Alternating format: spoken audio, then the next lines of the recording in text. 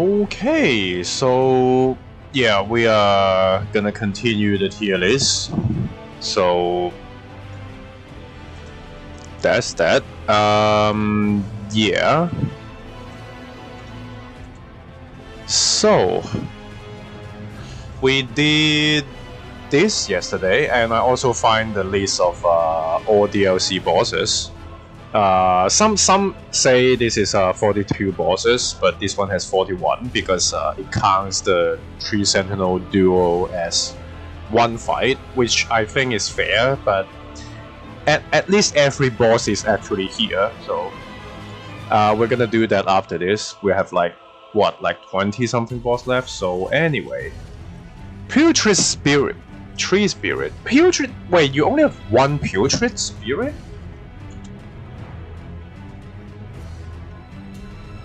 I can't spell again. Putrid Tree Spirit. You only have one of them? Huh. I thought, you only have one of them. No, yeah, you have one at Water Catacomb and one at the Penetrate. Oh, but that one is not a boss though, isn't it? Yeah, that one is not a boss. So, Putrid Spirit. I mean, it is just a tree spirit, but with rods. And if you get hit by the grab or the... If you get hit by the grab, you're gonna die most likely, despite having the rods or not. So, the Putrid Tree Spirit doesn't really fight any differently than the normal tree spirit, because unlike Ultra avatars, where Ultra avatars, the putrid avatars actually leave rotting ground for a few seconds, but putrid spirit literally does nothing different other than, I guess, instead of doing holy or fire damage, it does like physical because it's rods or something, but I don't think that's any different. And I think this one in the Water Catacomb actually has enough stats to, again, force you to learn. And after learning, I don't think they are too bad of a fight. I don't think they're too bad of a fight. I kinda like the fight after learning their moves. Their moves are not overly difficult, and a lot of moves you can just punish them really hard. And I kinda like the fight after the fact, but yeah, and again, this one is the one that forces you to learn. So I will put it kinda beat here, but maybe they are not better than... I think Putrid Avatar and the Putrid Tree Spirit is kinda... Because the Mountaintop Tree Avatar has the split, which is...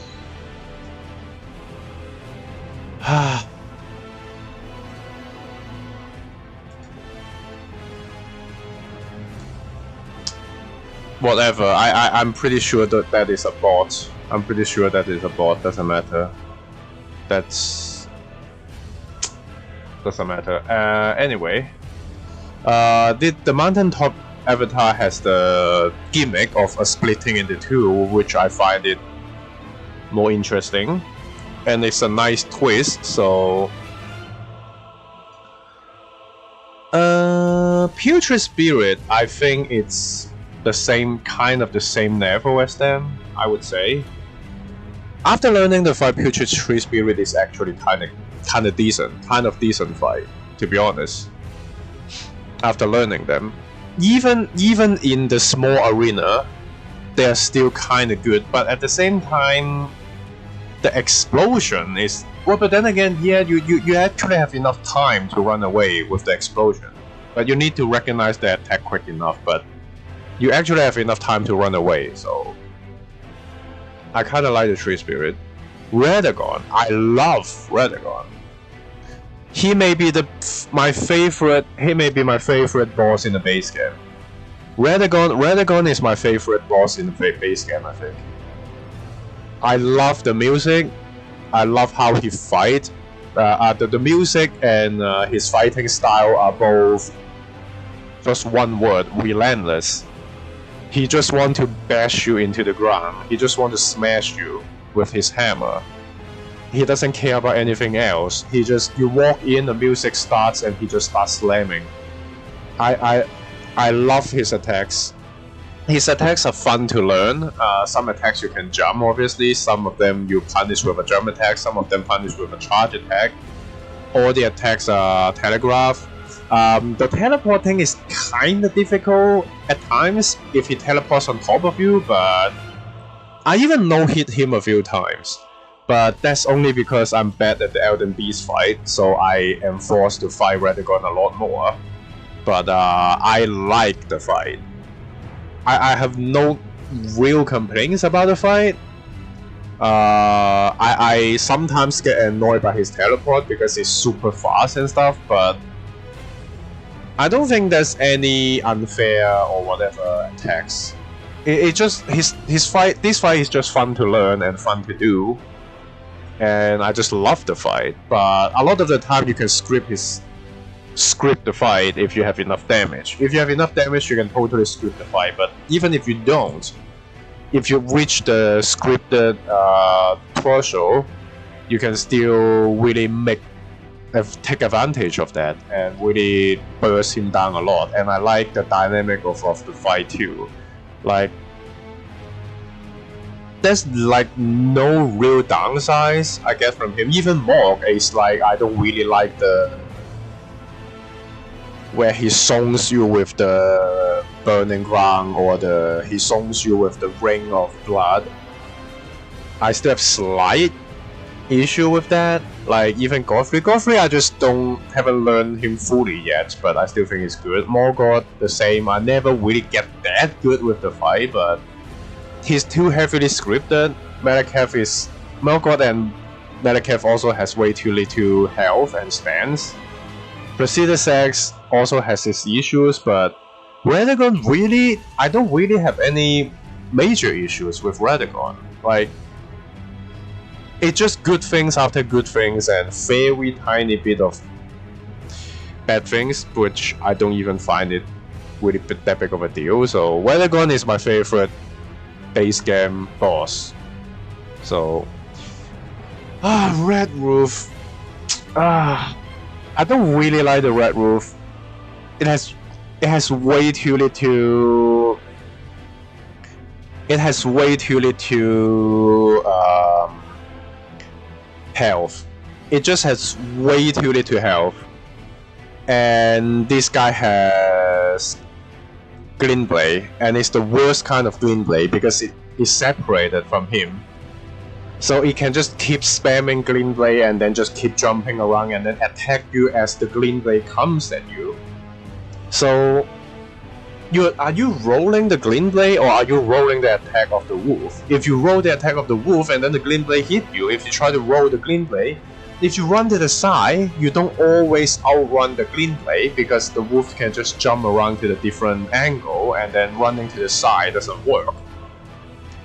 So you need to roll the Glintblade, and then the Glintblade is just so annoying, and he has the worst version of the Glintblade, which is like, you know, it attacks separately from the wolf, and the wolf itself, if you has way too little health.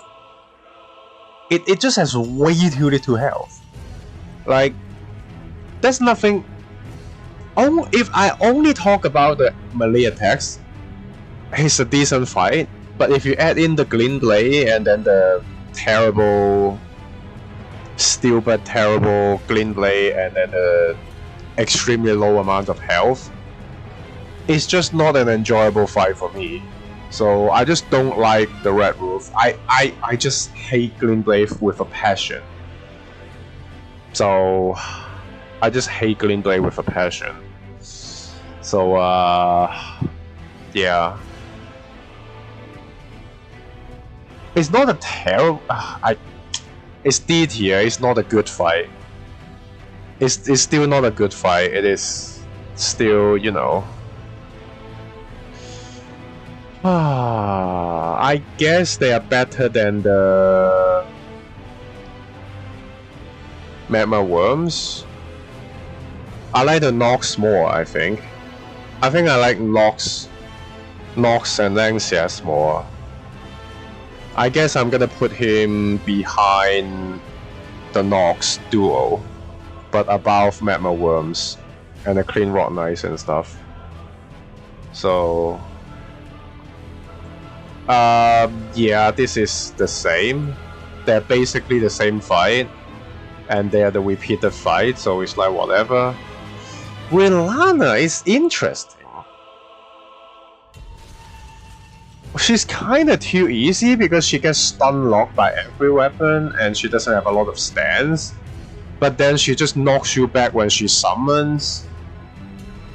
And so that... And then she just magic spam you. Thematically, she's cool. And then the lore is about Rani actually mirroring her mother's image to fight you.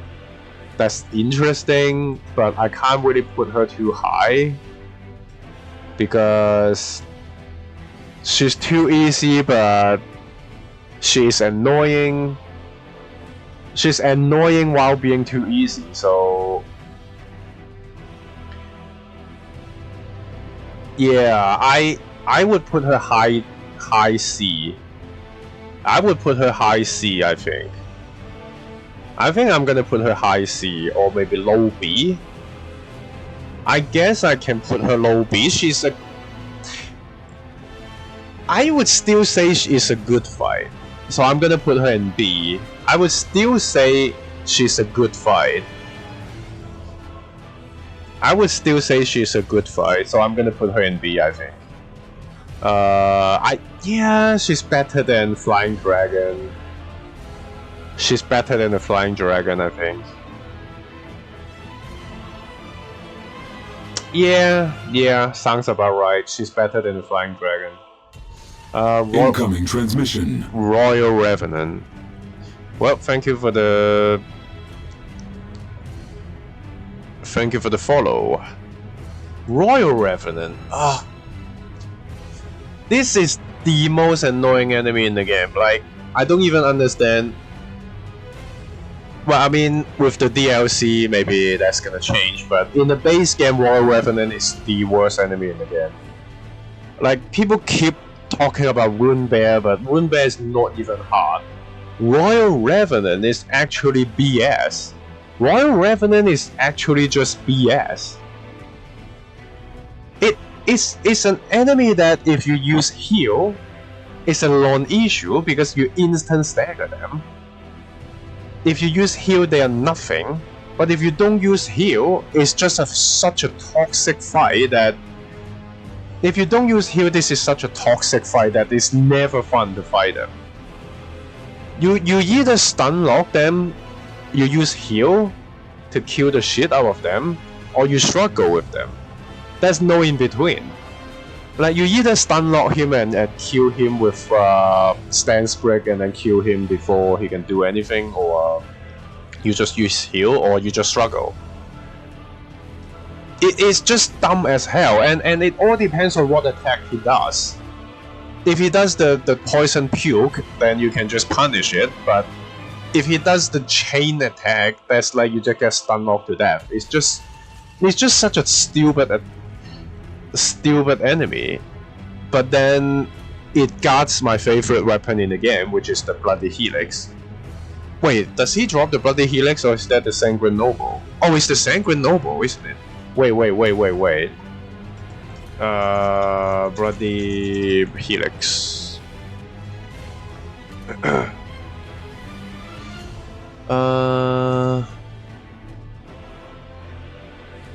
Yeah, it's Sanguine Noble. Yeah. It's not even Royal Revenant. I forget what the Royal Revenant... I forgot what the Royal Revenant guards. What does he guard? Where is it? What does he even guard? Royal Revenant, Wandering Nobles, Frozen... Oh, it guards the Frozen Needle. Yeah, it is just... It's just an annoying as fuck enemy. It just fuck this guy. War Revenant is fucking. You either just cheese the shit out of it and skip the entire fight by using heal or stun lock them with stance break, or they just roll over you. It is such an annoying enemy. This is the worst enemy. I'm also surprised actually there's no giant crab boss and no giant shrimp boss. But you actually have a Revenant boss, so the worst enemy in the game, base game. Stray Mimicked here is basically mimicked here, but it is a repeated fight, so and there's nothing special about it. There's nothing special about this, so I guess I'm gonna put it above Duelist still. I guess I'm still gonna put it above Duelist. Maybe above. It's not better than Feltrin because this is a repeated fight and literally nothing special about it, so. Yeah, actually, yeah, it's like whatever. I guess I'm gonna put it together. It's like it doesn't really matter, to be honest. It's just Tabi and Mania. I would say this is an interesting enemy. Again, it served their purpose. It serves their purpose. So they are a summoner enemy. They're a summoner enemy. And it served their purpose. It's an interesting design and interesting moveset tied to an interesting quest with the clergyman. I think it's not a good fight, but it serves their purpose, so I'm just gonna still put it in C. I think they're more interesting than repeated Deathbirds. Well, but then again, they're still repeating, so. Yeah, I guess? Huh. Did I put all the Deathbirds in C? I think I did, right? I guess Tabia Mania is kind of a filler boss, just like Deathbirds, so I'm gonna put Tabia Mania around the same as Deathbird. I think Tabia Mania is more interesting than Deathbird, but they are easier than Deathbird. But I think Tabia Mania is more fun to fight than Deathbirds. Well, I mean, you don't really fight them. Yeah, I think they're really close. Deathbird and... Oh my god, why is there so many bots? Banned. Tabia Mania is basically... I would put them basically the same as Deathbirds, so... Okay, yeah. Tabia Mania is basically the same with Deathbirds, I think. Yeah, Tabia Mania is basically the same as Deathbirds, and none of them are really special. The one in Mountain Tops is not even the one that summons the gigantic skeleton. You can kill the Tabia Mania. That is not even a boss.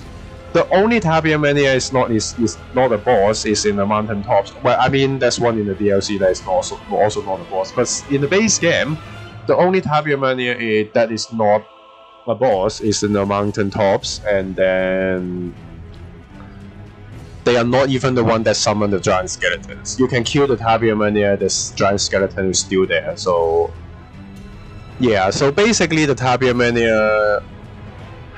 Well, I think one of them summoned. I think the Altus one also summoned gigantic skeletons, right? Yeah, I guess I'm gonna put it higher than the other two then, because of that. Because the Altus one, the arena looks cooler too, so... Rune Bear. I know a lot of people hate the Rune Bear, and I don't understand why people treat Rune Bear like they are the hardest enemy in the game, which I find that being total BS. They're harder than crabs, I guess, but they're not easier than clayfish. They're not harder than clayfish. They're not harder than royal revenant. You know, I just don't find Wound Bear bad at all. I think they're decent fights. I think Wound Bear is decent. I think Wound Bears are decent fights. You won't find once you learn the moves, you can really punish the Wound Bears, and you know they are not hard to stance break and they're not hard to punish because you just roll into them and hug their belly. So yeah, Wound Bear is not even bad. Wound Bear is not even bad, and this Wound Bear is an early game and you can easily deal with it. And they give you the Morning Star, which is a very good. No, you don't get the Morning Star from him. Oh right, the Wound Bear only gives you the Drake Talisman. I think it's the Magic Drake Talisman, the Magic Resistant Talisman. Yeah, I guess the reward is kind of bad, but I don't think Wound Bear is a bad fight. It's a decent fight. But I can't put it above Falling Star Beast though. And 46, I guess. Yeah. I don't think it's terrible, but it's not really great either. And it is still a normal enemy. I kind of want to put him higher just because of the unwarranted hate from the community. The community just hate the Wound Bear for no good reason. They treat it like the hardest enemy in the game, which I find it ridiculous. It's just ridiculous. So Wound Bear is not even difficult, but then again, now that I really think about it, I can't really put the Wound Bear above interesting enemies. So I would put them above Nice Calf. I would put the Wound Bear above Nice Calf. Yeah, I think that sounds fair. Behind the repeated Black Knife Assassins. I think that's fair to put them above Nice Cavalry. I think they're more interesting than Deathbirds to fight. I think Wound Bears are better than Deathbirds to fight. So I kind of find Wound Bear decent. It's not terrible. Well, I guess C tier is decent.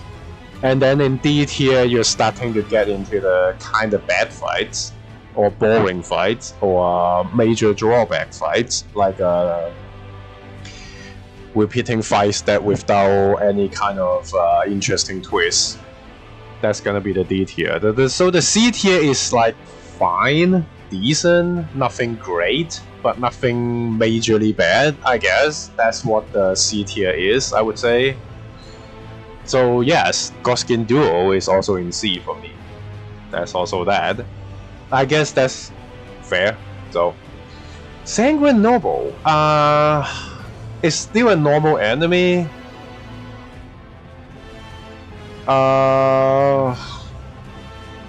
Yeah, nothing really special about him. I would put him above Battle Mage, I guess. But I think Clean Rock Knight is better. I would say the Clean Rock Knight is better. So I'm gonna put Sanguine Noble behind Clean Rock Knight, I think. Misbegotten. Wait, which one is this? Scaly Misbegotten? Wait, what is this? Scaly Misbegotten. Wait, where is this? Oh, it's this guy. It's the. Okay, it's the. This Misbegotten. Okay. Huh. Oh, this guy is the one that gives you the Rusted Anchor. Anchor is also one of the weapon I really like. Favorite weapon is Clear Winner. The Clear Winner of the favorite weapon. My favorite weapon is just the Helix. And Rusted Anchor is like my top 5 still. I think that's interesting because it does pierce damage and stuff. And the hitbox is wider than normal axis, so I just like the Anchor. This guy, however, I don't find him fun to fight. and they have random hyper armor, and their weird delay attacks is annoying to deal with. I just don't really like this fight, and it is not a interesting fight. They're not better than Alabaster Lord and Onyx Lord. Not better than Vike. Maybe he's better than both? No, he's not better than both even.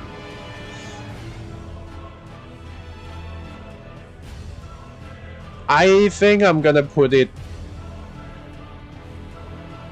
behind the Frybirds, but above Misbegotten Warrior and Crucible Knight. So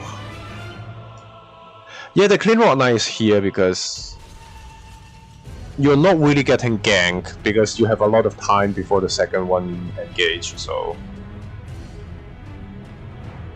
unlike the other gang fight where you get ganked really soon, and this gang fight is also, because it is HP based, when you get the Misbegotten to around half health, the Crucible Knight instantly spawns, so it's a race to kill the Misbegotten before the Crucible Knight. That's why, despite being a gang fight, it is still just beside the Clean Rock Knight. So Gillian is he just spam and spam and spam and spam. It is interesting that the more quests you complete and telling him, you get rewards from him. But it also means when you fight Gideon, he gets more and more spell, but it is never the most threatening attacks he has. His most threatening attack is still the explosion, where he casts a buff on himself when he gets hit, like, I don't know, it's like 10 or 11 times. It just explodes for 1,000,000 damage.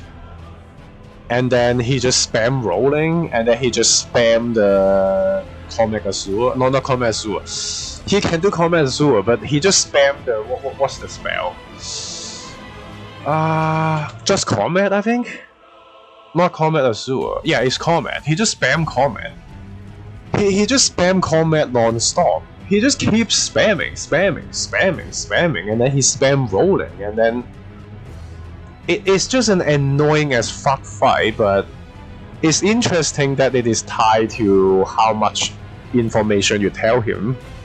The more information you tell him, the more spell he has, so that's a gimmick that is interesting. But still, I cannot put him high. I guess because of the gimmick, I guess I can put him above Vike, but it is still an annoying as hell fight. And yeah, you can cheese the shit out of him when he's doing his speech, but you know. Yeah, it's an interesting... You have an interesting interaction with him, but it's still an annoying as fuck fight, so I cannot put him high. Soldier of Godric, tutorial boss, serves their purpose. So yeah, I think it serves its purpose. His only purpose is being a tutorial boss, and as a tutorial boss, it serves its purpose perfectly, but at the same time, when you compare it to Asylum Demon, or Taurus Demon, or Udex Gundyr, Soldier of Godric is way too basic. So Soldier of Godric is way too basic for a tutorial boss. So it serves its purpose perfectly, but it is way too basic to be high on the list. So like, if you are talking about Udex Gundyr, or you know, that a Taurus Demon, that kind of thing, Asylum Demon, I would put them actually in B tier because they served their purpose perfectly while being an actual fight you need to learn. But Soldier of Godric, it serves its purpose, but you can just go in, mash, and you win. Like, it's too basic to be a tutorial boss that it barely teaches you enough. It serves its purpose, but it doesn't teach you enough. So I'm gonna put it low C, I guess. I'm gonna put it low C. It serves its purpose as a tutorial boss, but there's nothing else about him. It's way too basic. It would be better if it teaches you something more. So this one is the one that called the Crucible Knight Ghost, I think. And if you don't find it, it will keep summoning. I think this is an interesting twist. This is an interesting twist. If you know the gimmick, this is nothing. You kill the Crucible Knight and then you kill the snail. But I think this is an interesting. It has an interesting gimmick where after you kill the Crucible Knight, there's one shiny spot in the arena, and you're supposed to just start attacking there to kill the snail, which I think is an interesting gimmick. So yeah, I think I like boss design that actually have gimmicks, but not overly gimmicky. You know, it is an interesting fight. So yeah, I would put it in B. I will put it in B. Radagon, base game Radagon, S tier. It. I know a lot of people disagree, but I'd never even understand what is wrong with him on release. So basically, they release him. And then people cry about Radagon being hard or something, and then they nerf him. They nerf both his hitbox and damage, and then they reverted the damage change. So he deal the same damage, but the hitbox change is still applied. I never even understand what is wrong with his on-release hitbox. I never understand that. But the problem I noticed after they nerf it is that you can just attack him during his combo. When he attacks, you can just stay in his crouch and keep attacking his horse. He cannot hit his crotch. When he does his super combo, you can just do a charge attack after charge attack at his crotch, because he just cannot hit you. Which I find it extremely problematic, because thematically it's perfect. The festival thing is perfect.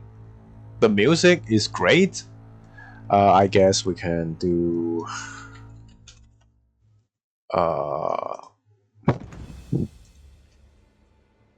Yeah, the music is good. The festival is good. The presentation is good. The festival is great.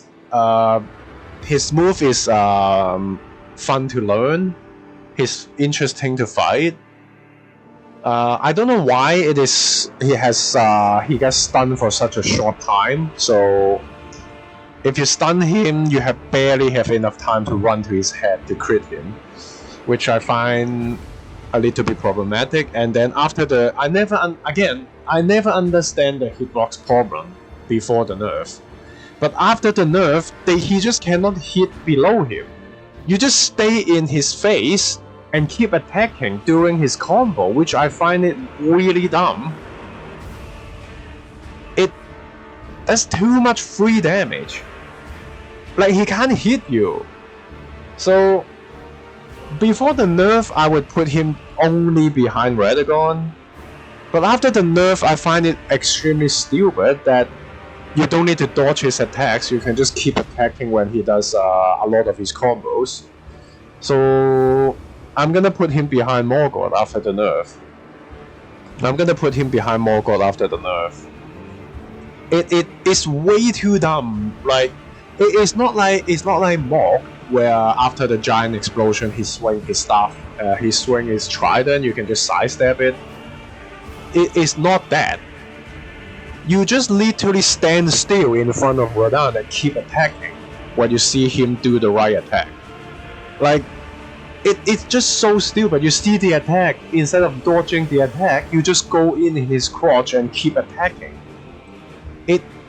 Because he can't hit you there. Like, it is still an S tier fight, but That's way too much free damage after the nerf, so it's still a cool as fuck S tier fight, but I just really don't like the change when I never even understand how the hell is he wrong with the hitbox before. Like,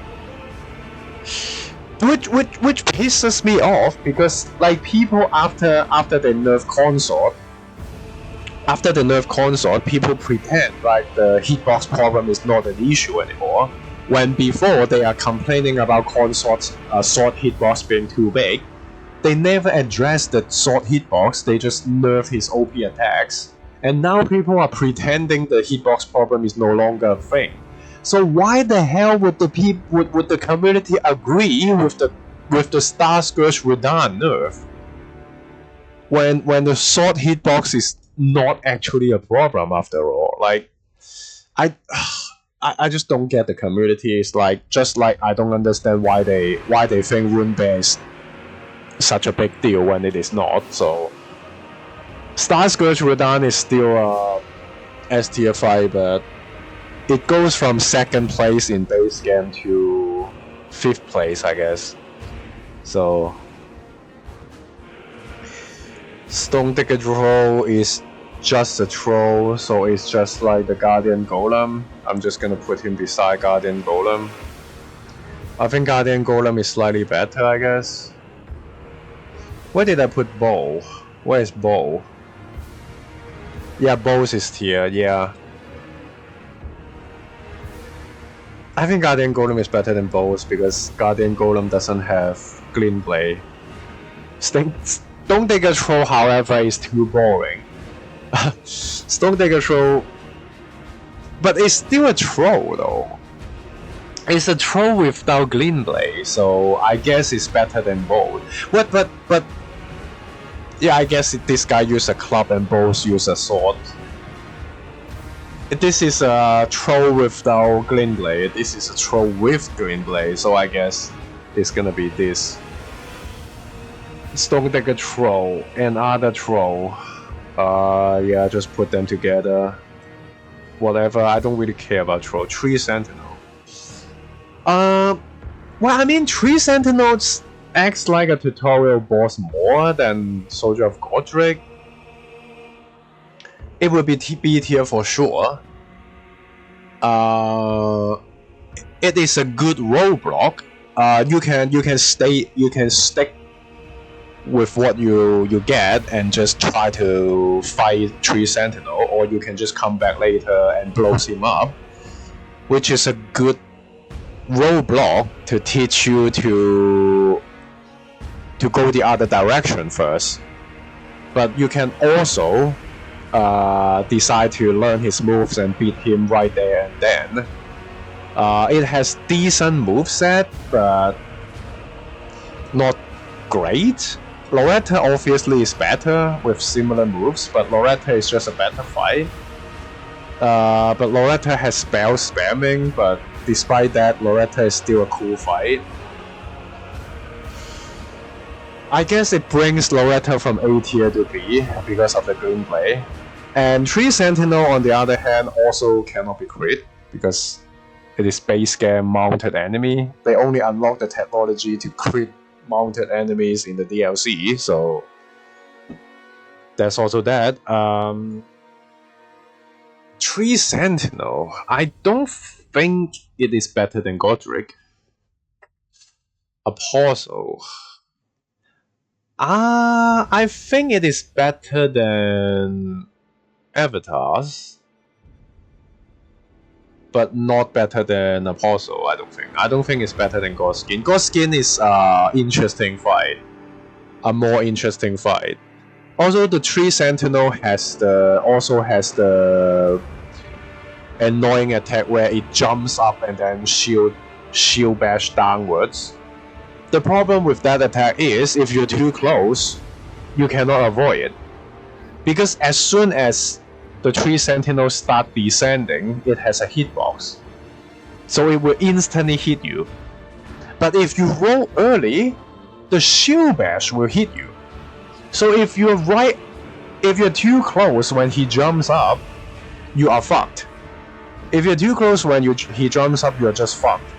Because either his horse hitbox is gonna hit you, but if you roll the horse hitbox, the shield bash is gonna hit you. So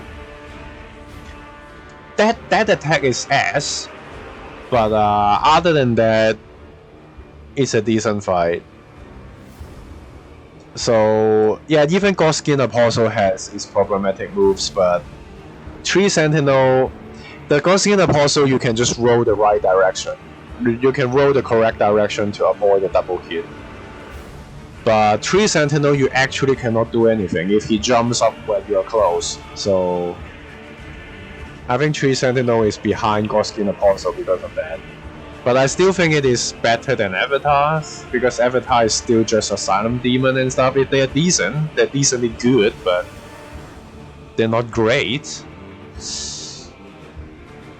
Come to think of it, is Avatar's really better than the others? Huh.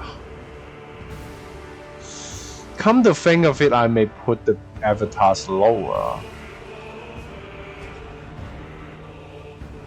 Yeah, I think that sounds about. I think Patches is still the end of the B tier.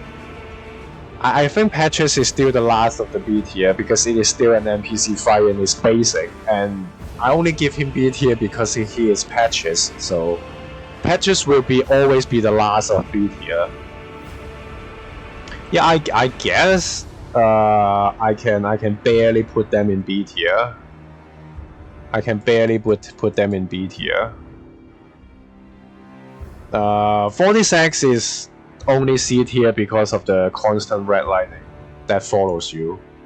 If not for that stupid attack hit, 46 would be B tier too. So, despite being an ancient dragon, but it's just cool like that. 46 is just cool like that with the buff of the music. So, duo. If you fight them at the same time, it's BS. If you run past them and then come back to fight them one by one, it's just a 1v1 Tree Sentinel twice. And I never really understand the Torch Tree Sentinel because the Torch attack does no damage and has no reach. So it's kind of pointless for the Torch attacks. The Torch attack is just so silly because it does no damage and it has no reach. It really, I don't really get it. And this is not. It is a gang fight, but not really a gang fight, and it is a repeated fight, and then yeah, there's not much to say about it. So it will be C tier, but where do we put it? It's better than Deathbird, I would say. Because you can fight them individually. If you need to fight them together, then I would put it D tier. But because you can fight them one by one, I don't think they're better than Godskin Duo because they're not interesting like the Godskins. So yeah, I guess Godskin Apostle and then Tree Sentinel, Godskin Duo and then double Tree Sentinel sounds fair, I guess. They're decent, they're still uninteresting at that point. And when you run into the first Tree Sentinel, it's interesting because again, you have not enough stats to really deal with him because he's gonna deal like one shot you or deal 90% of your health. So it is an interesting dilemma that do I fight him now and learn his move or do I come back later? So that has extra purpose for the first Tree Sentinel to serve. But the duo doesn't, so yeah, there's still not a bad fight, but not great, so. Untreated Tree Spirit. You could, if you start with a Stone Sword Key, this could be the first boss you run into, other than Soldier of Godric, and it will have a lot of health at that point of the game. So, and it also creates another dilemma because you run all the way past to the State of America there. If you give up and come back later, you need to deal with the chariot again, because you're likely at that point haven't found the secret passage to kill. You're very unlikely at this point to find a way to kill the chariot. So if you give up, you need to deal with the chariot again. If you stick with it, you need to deal with a super high health tree spirit, but you get rewarded for seeds to upgrade your flask. So this is an interesting dilemma it creates. Do you come back later and deal with the chariot again, or you stick with it and try to kill the spirit? Which I think it is an interesting dilemma it presents. So I would also put it in B tier. I would also put it in B tier, maybe even before the Putrid Tree Spirit, because of that. Because this just creates such an interesting dilemma that it's not even like the Tree Sentinel, because the Tree Sentinel is close to a grave. You can just come back later anytime. But this spirit is, if you come back later, you need to deal with the chariot again. So this is interesting, because again, you are very unlikely to find a way to kill the chariot yet at this point. So you need to go through the entire thing again, which is not going to be the fun experience unless you know exactly, unless you're on repeated playthroughs. And on repeated playthroughs, it's an interesting fight to fight him with a level 1 character or very low level character, because you don't have damage, but this creates an interesting fight because of that. And they have a decent moveset actually, again, after you learn their moves. So I think it is cool that it puts you in such a situation. It is just cool that you get into this situation. So mountain tops, Montgomery. Yeah, this one is annoying to get to, and there's like a worm face on the way there, and this is on an uneven ground with a lot of obstacles. So the Montgomery one is like annoying as hell. So yeah, I will put it D tier. Because of the arena being shitty, it becomes, you run into so many of them at that point in Montgomery. So they are gonna be like magma worms, I guess. They're gonna be like the magma worms. So putting them beside the magma worm sounds fair. Mountain tops. I mean, mountain tops. Well, I guess it's kind of the same. Mountain tops. What's the... Okay.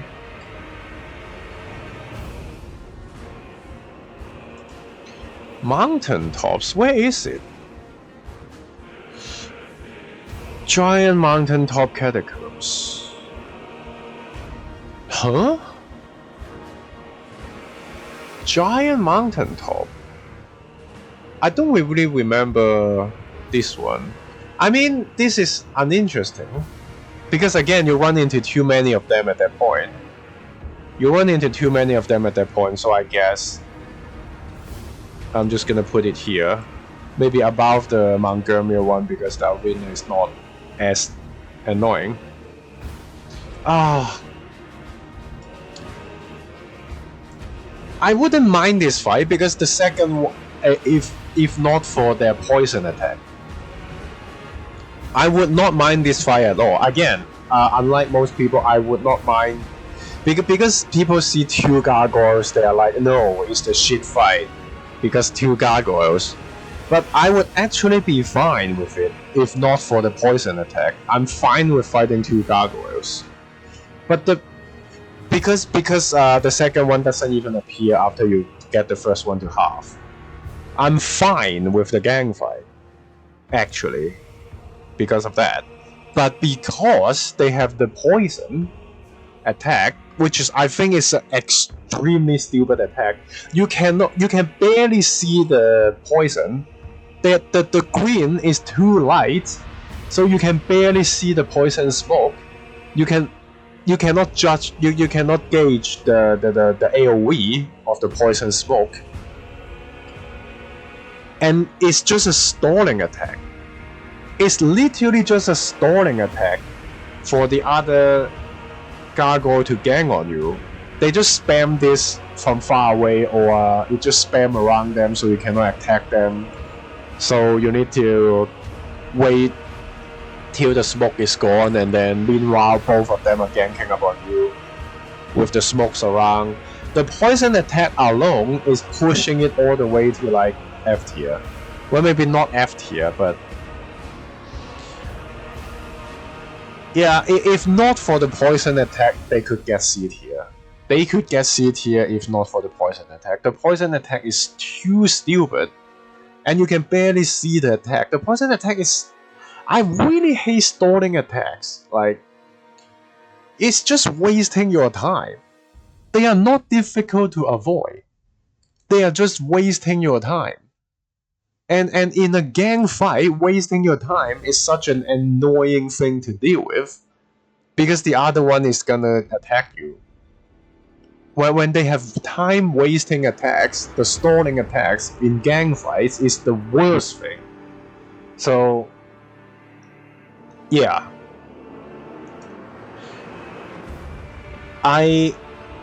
they're better than Demi-Human Queen, I guess. I guess they're better than Demi-Human Queens. They're worse than Mad Pumpkin, for sure. And the poison attack is so fucking stupid. The poison attack alone is making it extremely annoying to deal with the entire fight. So, Wormface. Interesting gimmick. Very annoying gimmick. Creepy as fuck. I like their design because they're designed to be creepy, and it serves their purpose. But it is an annoying as fuck to deal with boss because of the Death Blight being insta-kill. And Death Blight, you can see the Death Blight, but it is still difficult to gauge the distance because they spread. Unlike the poison from the gargoyles, which stays at the same spot, the Death Blight actually spreads, and most of it is like a projectile, so they travels a little bit. So it is just extremely difficult to judge the distance where you can stay and where you cannot stay. And then the Wormface just constantly attacking, and then you need to deal with it. It's just an annoying as fuck fight, but I think it serves its purpose for being creepy and annoying. It serves its purpose, so I guess it's gonna be the same case of Soldier of Godric. I think it's gonna be the same case of Soldier of Godric. It served their purpose, but yeah, it's way too annoying to deal with. It's way too annoying to deal with. So, but because it served their purpose, not just annoying for the sake of being annoying, it served their purpose. That's why I'm gonna put a C here. So,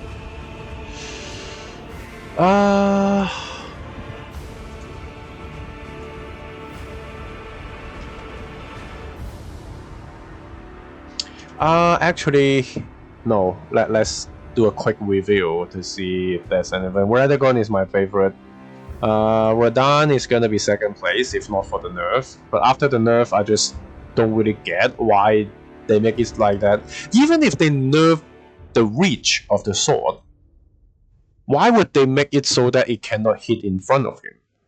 Him not being able to hit in front of him is a major drawback. So it pushes him down from second place to like 5th place. So I like Morg. I like Godfrey. I like Morgoth. Placi said it's like it has its issues, but it's a cool as fuck fight. So it is still S tier for me. It's just low S tier, high A, I guess. And then the copy is still a good fight. And then yeah, I like the Barbarian Hunter for what it does. I like the Crucible Knight. I like the Crucible Knights. Margot's fine. Yeah, I like the Snail. It's an interesting twist. Malenia, yeah, I guess Malenia served her purpose too. That's why you get bonus point for that. So low 8 here. Dragon King Soldier is a wasted potential. He looks so fucking cool, but Loretta, Falling Star Beast, Noble, Estelle, Alecto, Goski Apostle. I don't think this guy deserves to be that high. Especially when Barbarian Hunt, this one is better.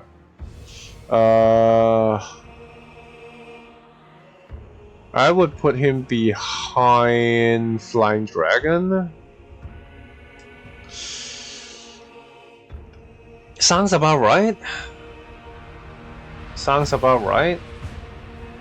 C tier and D tier doesn't really matter. They're just fine or semi-bad fights. F tier, Borealis, Pyrrhus Crystallian, the trio, Revenant. Yeah. I think most bosses are fine. So yeah, most bosses are fine. Some are semi-bad. I think the C tier and D tier doesn't really matter that much. I think C and D tier doesn't really matter that much. The top of the list, Loretta, Falling Star, 46, Mimic tier. Fire Giant is, I think it's fine.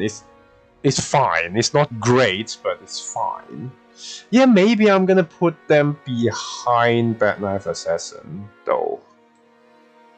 I'm gonna put Rykard and Fire Giant behind Black Knife Assassin though. Woundbear, yeah. Godfrey, Lanciax. Yeah, it's fine. I think this list is fine because the major issue is the S, A, and B, I would say, and I think, and the high C tier, I guess. The high C tier too. So I think this is a decent list. I think I like this list. I think that's fair.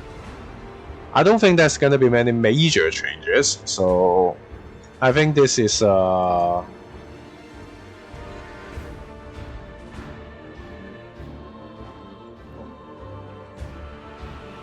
yeah, I think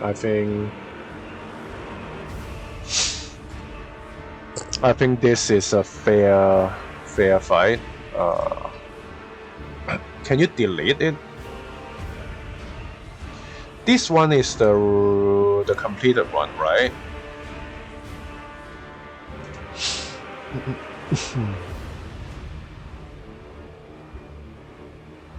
This is the completed run. Can I remove this? Okay, delete this.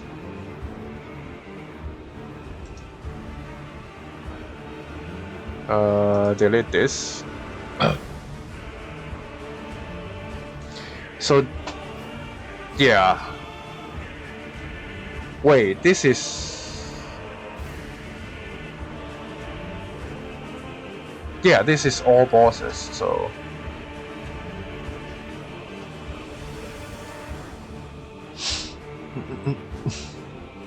Okay, I guess.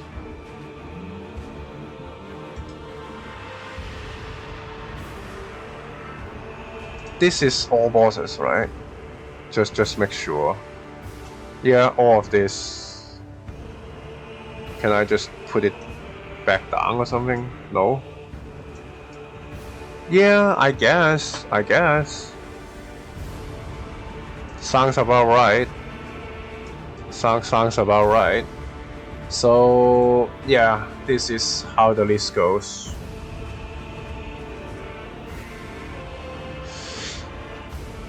S A B C D F. So yeah, the base game is done. So I guess we move on to the DLC. So let me have some water.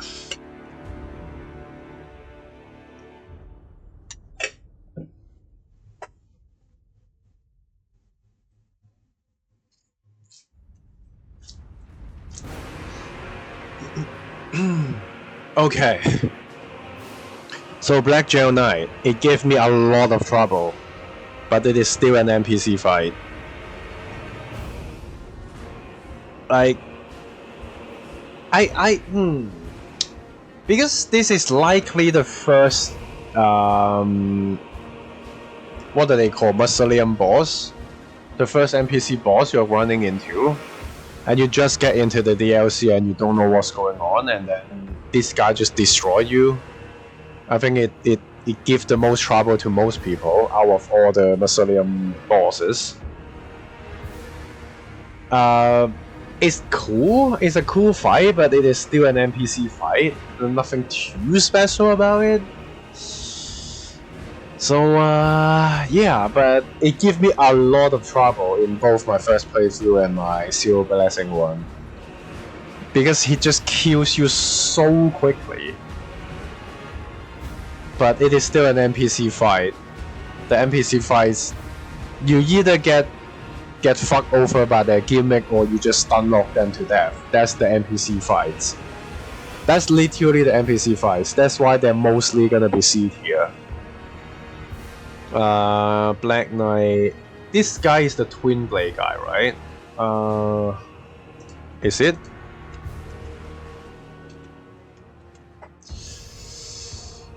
Is this a hammer guy or the Twin Blade guy? The Twin Blade guy.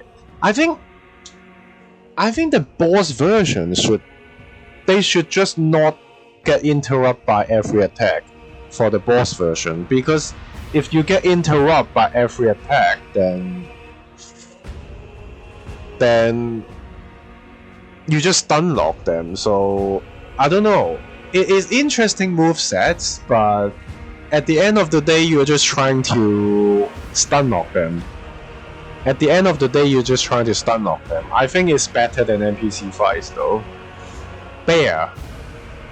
People hate Rune Bear, but I don't hate Rune Bear that much, and I really like what they did with the red bears. The two red bears are literally the same. I don't even know which, what is the difference between the two bears. Wait, where's the other bear? Wait, where's the other red bear? The two bear is.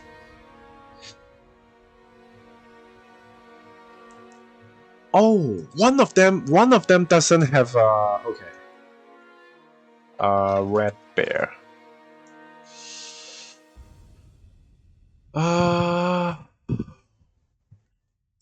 Is that Wagula or where is it? Location. Within. This is the Rauru one, right? Yeah, this guy. You have such a long run back for this guy. So Wagulia has such a long run back for no reason. Wagulias have such a long run back for no reason. You have a Stake of America close by for the other one. Rava. You have a Grace. You have a Stake of America close by, and they are literally the same. I don't notice any difference between them, and I put them A tier because I like how they do what they do with the Rune Bear. Because what you want to do with Rune Bear is just hug their belly. So they make them bigger, so you cannot hug their belly without getting hit by their claws. If you hug their belly, the claws can still hit you. And then they also make it so that a lot of his hand attacks like combo, you roll into him and then you charge attack, and they make them do the earthquake or make them go into the stand-up slam instead. So basically, a lot of the tricks you do to rune bears doesn't work on them, or you need to adjust what you do to deal with their attacks. So they're rune bears, but they are the better rune bears, more interesting rune bears, because of their. They also have range options where they do the earthquake shockwave like the beast conjugate. So they have more range option. The roll timing, I love them because I treat them as rune bear at first, and then all of the tricks need to be adjusted to deal with the red bears. Like you hug their belly, but then you need to roll an extra attack before you can punish, and then you roll their hug. They try to hug you, and then you roll it, and then they can either go to earthquake, or they can stand up and do another slam. So you cannot just go in and punish, and make them miss. And unlike the rune bear combo, they do not miss you. If you don't roll the attack, they actually hit you. They make these little tiny adjustments so that if you try to deal with them like the rune bears, you get punished for it. And I really like what they did with it. That's why I think they're A tier. I really like how they change it. Every trick in the book needs some kind of adjustment, but after you get the adjustment, you still get the punishment you can get on the bears, which is very satisfying to learn. That's why I like it so much. So yeah, I really like the fact that they try to hug you and then they can go into the earthquake or the stand-up slam combo. So you cannot just mindlessly roll into them and then punish. Dryleaf Dane is an NPC fight and it's an annoying NPC fight, but I think it is not. I think it is better than. I mean, his moves are cool, and his palm strike. The AOE of the palm strike is ridiculous, which catches you off guard a lot, and it does ridiculous amount of damage. It can really catch you off guard, and his moves are just cool, I guess. But it is still an NPC fight, so again, you either fall to their gimmicks or you stun lock them to death. So Red Bear, I think is better than Black Geo Knight. Black Geo Knight is just annoying. I think the moveset of Red Bear is just more annoying, more interesting. I think Dryleaf Dane and Red Bear is. I think Red Bear is more interesting than Dryleaf Dane. The moveset is just more interesting. Death Knight, Fog Rift. This is the Twin Axe one. Before I so basically I cannot put them high. They are cool as fuck fights, but if I'm fighting them with a great sword, like my first playthrough, you just stun lock them to death because again every attack interrupts them. But then when I play the zero blessing run, I use the backhand blade, and none of them can interrupt him. Also, I think we could use some DLC OST. What is the first major boss? We don't really get to the first boss. A Persistent Knight is like whatever.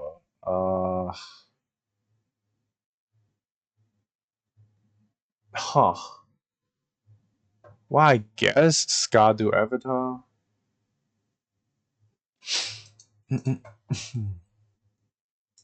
I guess I kind of like the Skardu 3 Avatar OST, so. Okay, so let's continue.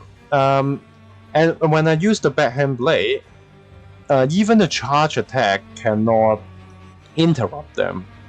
So I'm forced to learn their moves, and I actually find their moves interesting to learn because I'm forced to learn their move. What I think they should do is just make them work like Crucible Knights. They should be like Crucible Knights. Same with the boss version of the Black Knights, I think. They should just work like the Crucible Knights, so you cannot backstab them and you cannot poise break them. You can only stance break them. So you cannot just keep mashing and stun lock them to death. Which I think the major problem is Death Knight is just you can backstab them and then you can interrupt them with semi-big weapons like great swords or and higher. So you just mash them to death. They have such a cool moveset, and this is actually very interesting to learn, but because of their weakness, I cannot put them in A tier. If they work like Crucible Knight, they would be A tier for sure. Even high A tier. If they work like Crucible Knight, that you cannot backstab or just interrupt them with every attack by mashing. But because they have the major weakness like that, it makes them... Basically, you can just do a bigger punish than they deserve with a bigger weapon because you're gonna interrupt their next attack. So it's just... Yeah, I may as well also put the Black Knight. I think the Twin Blade guy is better than the Hammer guy because the Hammer guy blocks a lot and it's annoying as fuck, and then it has the tongue attack but they don't give you the tongue attack as well, so it's just annoying. So I'm gonna put him here too. So yeah, Death Knight. Both of them are interesting movesets, but the major weakness prevent them from being A tier. They have cool moves. They're cool designs. They have whatever lore, because Godwin is just everywhere for some reason. But whatever, their major weakness just prevents them from going higher, because with most of the weapon, you just mash them to death. You just mash them to death with most weapons. It's just you just keep interrupting them. They can't do anything, and you can just backstab fish them. Like, why?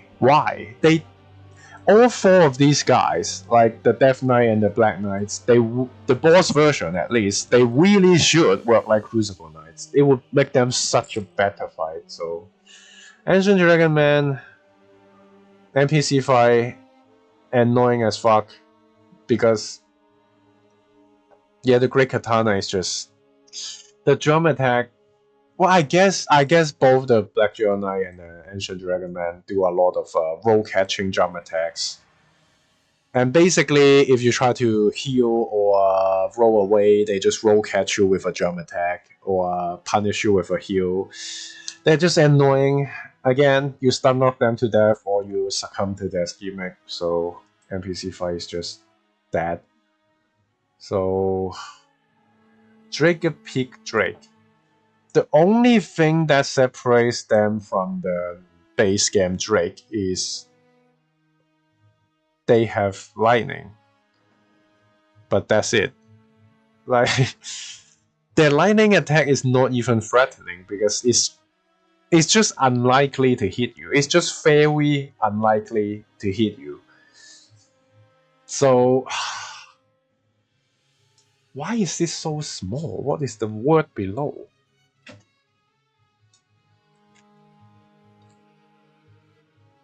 The one with a friend. Okay, the one with a friend. Okay. This guy is the one with a friend. Okay. So the problem with the Dragapete Drake is that they're just drakes. The only attack they have different is the lightning, but the lightning will never hit you. Because they don't strike with a big AoE and they strike too far apart. It's just... you're very unlikely to even get hit by it. So it's like not threatening at all, and other than that they're just drakes. And you fight a million drakes already before you get into the DLC, so is just it just whatever, man. And then I need to talk these two together. Okay.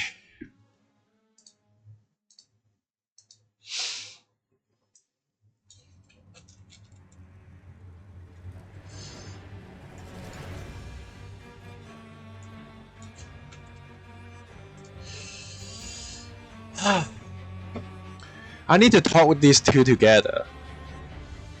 Like, why is this Drake fighting? Why is the two Drakes fighting each other?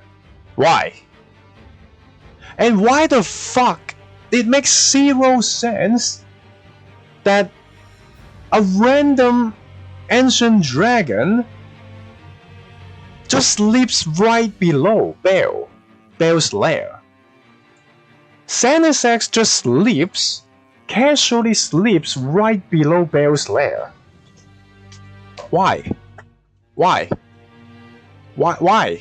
Just why?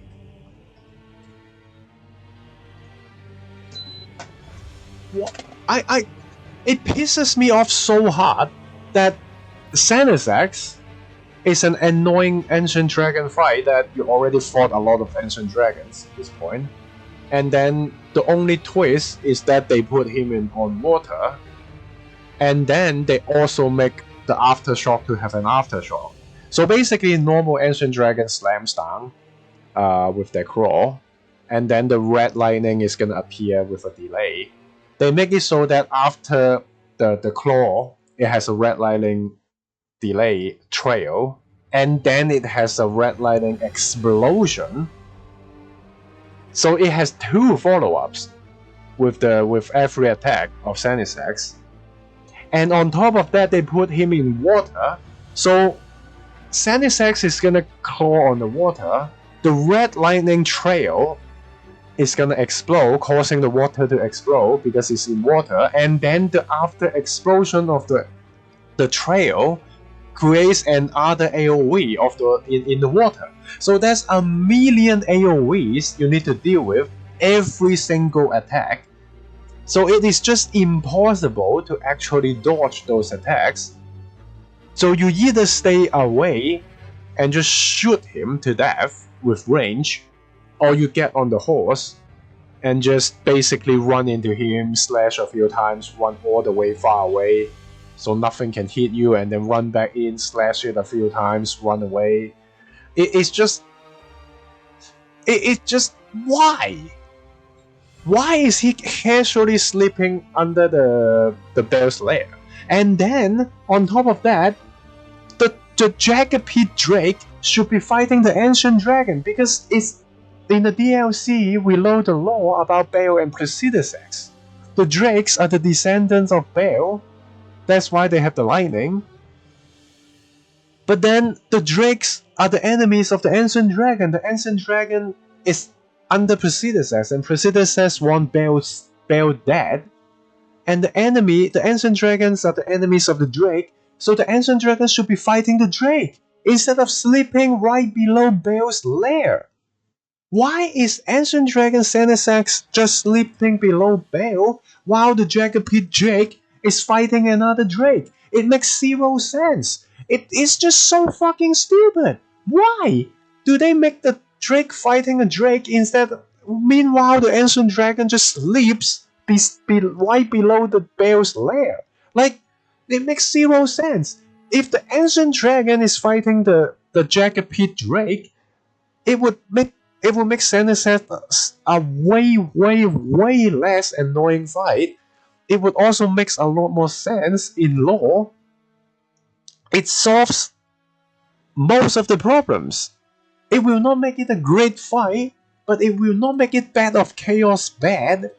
It would not make this stupid fight a Bed of Chaos bad. Like, this is literally the worst fight in the game. This is the worst fight in the entire 207 bosses in Elden Ring, including DLC. This is the worst boss. Like, why would they? The Ancient Dragon is already annoying with every melee attack with the red trail of lightning that you cannot roll both. And on top of that, they add an explosion, and then they put it on water. So it is aftershock on top of aftershock on top of aftershock. It's just such a stupid design. Like, who the fuck think this is a good idea? All they need to do is move the ancient dragon to fight the jagged pit drake and just have a random drake sleeping below Bale's chamber, which makes a lot more sense. Instead of having Xanasax just randomly sleeping there in hostile situation, because that is the only ancient dragon in the DLC. Drakes are all around the DLC, and ancient dragon is the enemy of the drakes. Like, why?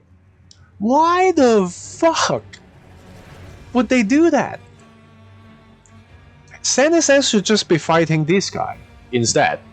That's it. Like, okay, so yeah, I guess we're gonna talk about Scarletry Avatar because we're playing the music for a while. So I like Scarletry Avatar. I think it's a cool design. I don't understand. Can people math? Like, people keep saying, oh, Scarletry Avatar has so 3 health bars, 3 phase, blah blah blah. They have no health. It has no health. If you add up all the 3 health bars, it has normal amount of health compared to the other DLC boss, like Mesmer, like Gaius, like Romina. It has normal amounts of HP. Who cares if it has 3 health bars if it adds up to just a normal amount of a full health bar of the other boss? Not to mention, every time you kill a health bar, you get a free buff time and free healing time. You can fully heal back, and then you can buff before you need to deal with the next health bar. So having 3 health bar is actually making this fight easier. I don't know why people are so upset about him having the Scarletry Avatar having 3 health bars. I just do not understand why people are so mad about Scarletry Avatar having 3 health bars. I don't understand. Individually, the health bar has so little health that it only adds up to normal amounts, and not to mention, if you crit them like you should, after every health bar, the next health bar start with 75%. So it actually has less health than most of the bosses around Shadowkeep. So I just do not understand why people keep saying, oh, he has 3 health bar, blah blah blah, like, why? And on top of that, it's a good fight. It is an interesting design fight. I love the fact that all the major bosses in the DLC are all so uniquely different than each other, and they're almost all of them are good fights. And Scarletry Avatar is, again, unique design, interesting moves. There's not really any unfair moves. Interesting mechanic, interesting twist. It's not the easiest to learn, but again, it's interesting moveset. It's uniquely designed. I love the music, especially the final phase where it tries desperately to explode to fan you off, together with the sad music in the second phase, which just makes this fight way better, I think. The music and the sad music kicks in, and then you see it desperately trying to explode to fan you off.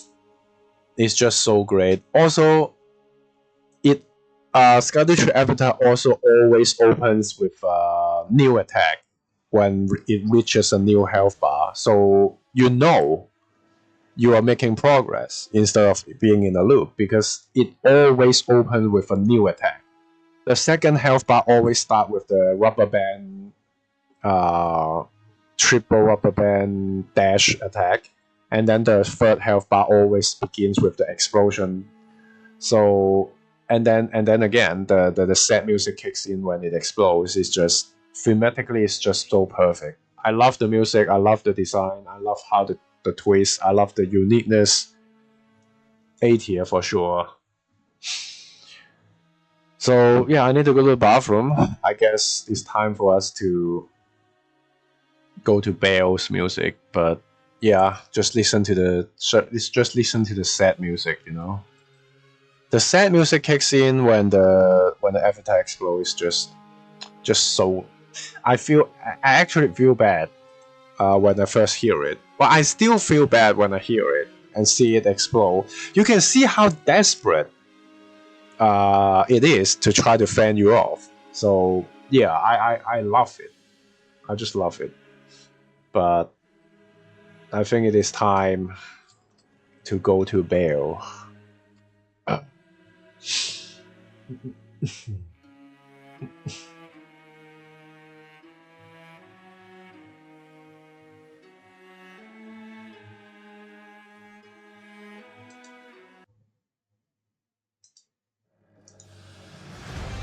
I need to go to the bathroom though. Be right back.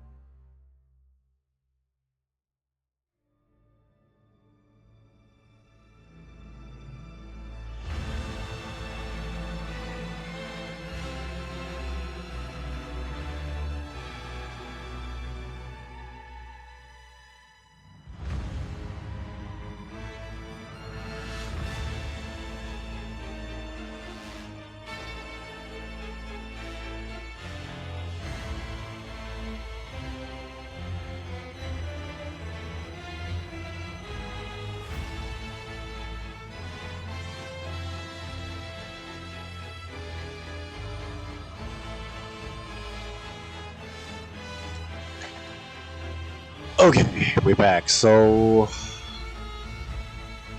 Yoda, demi-human source master Ons, basically Yoda. So, Yoda has a really cool moveset. The moveset is so, you just go to town. You can also get his weapon and then you go to town. His moveset is so fucking cool, but the interesting thing I want to mention is that his grab is like, oh, he grabs you, it throws you, and then it must be gonna be stab you or something. No, he just bumps you a little with the shoulder. For some reason, he just grabs you, throws you, and then he bumps you lightly with the shoulder. That does no damage. Like that is an interesting grab, I guess, but. Because of that, but like, why though? I don't really understand why though. That's the problem. Like, but yeah, again, he has cool moveset, but he is too. Well, I mean, it wouldn't make sense. Unlike the knights that has armor, it wouldn't make sense for Ons to have higher armor, but. Because he doesn't have higher armor and he doesn't have a lot of health, you can just easily stun lock him to death. So it prevents him from going A tier. So he's too easily stun locked to death.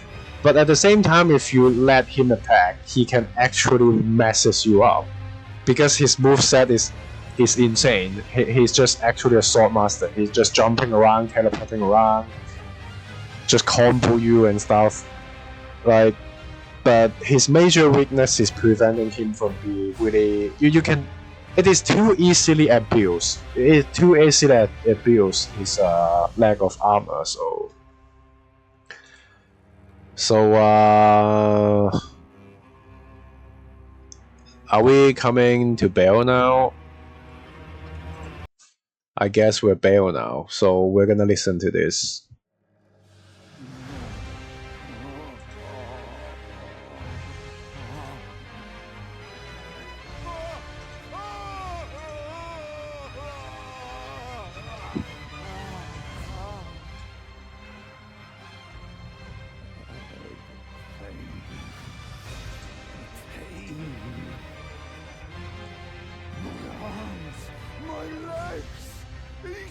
A bloody ruin.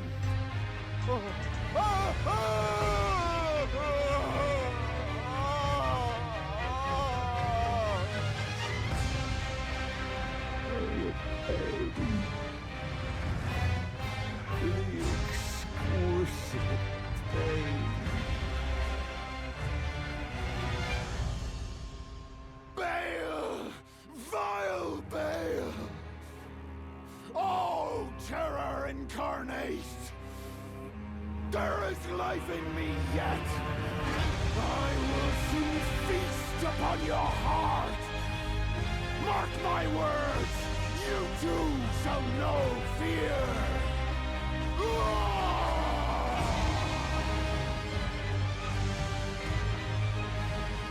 The VA is way too good. The VA of Egon is way too good. Pain.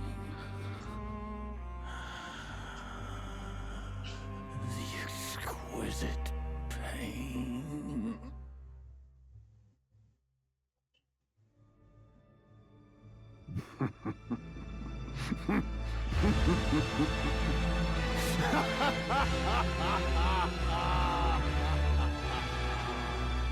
Egon.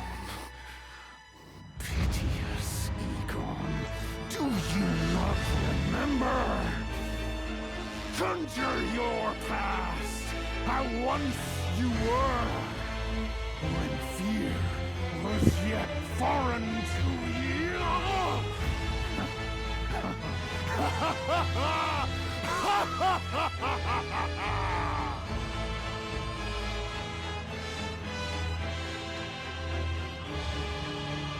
Curse you, Baal! Curse you, Baal! I vow you will rue this day. Behold, a true great warrior, and I, Egon, your fears made flesh. Solid of scale you might be, foul dragon, but I will riddle with holes your rotten hide. With a hail of harpoons! With every last drop of my being!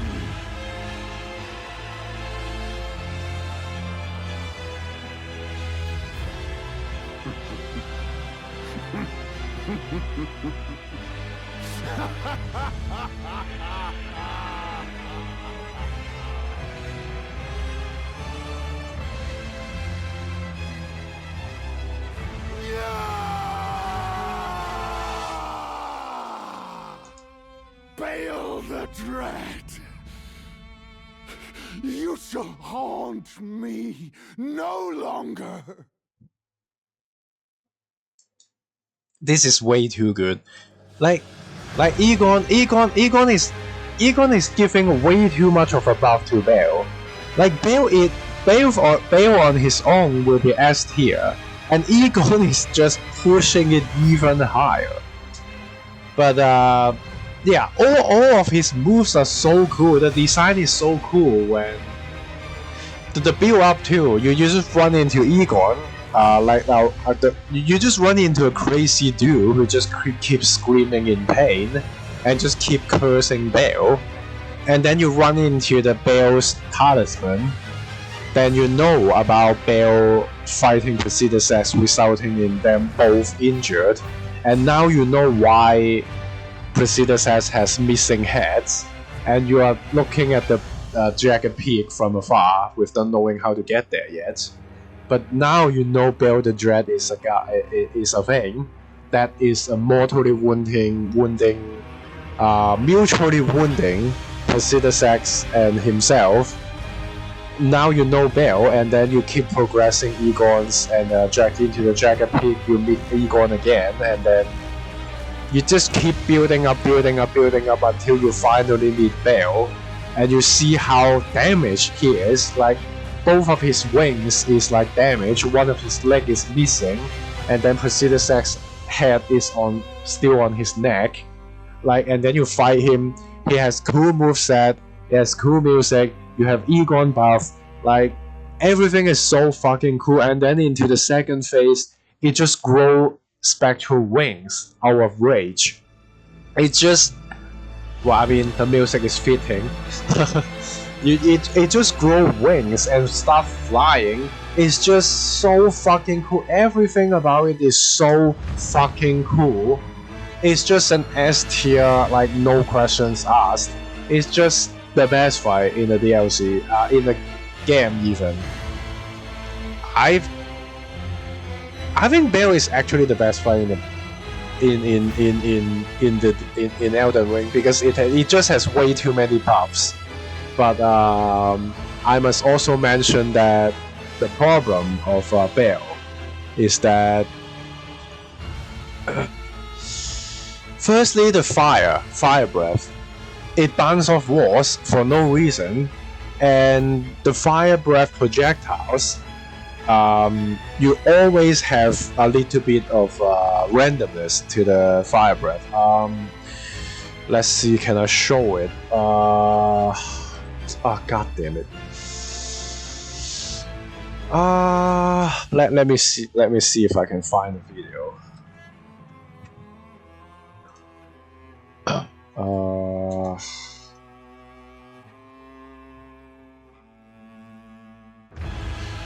Let me see.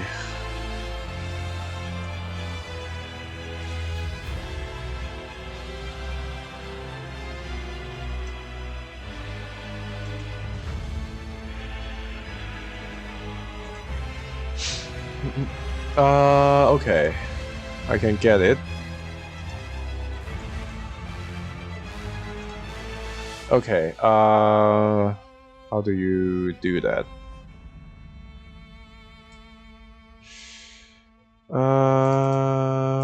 Let's see.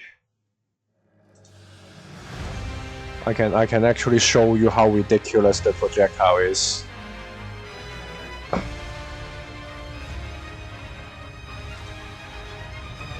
So you can look at this.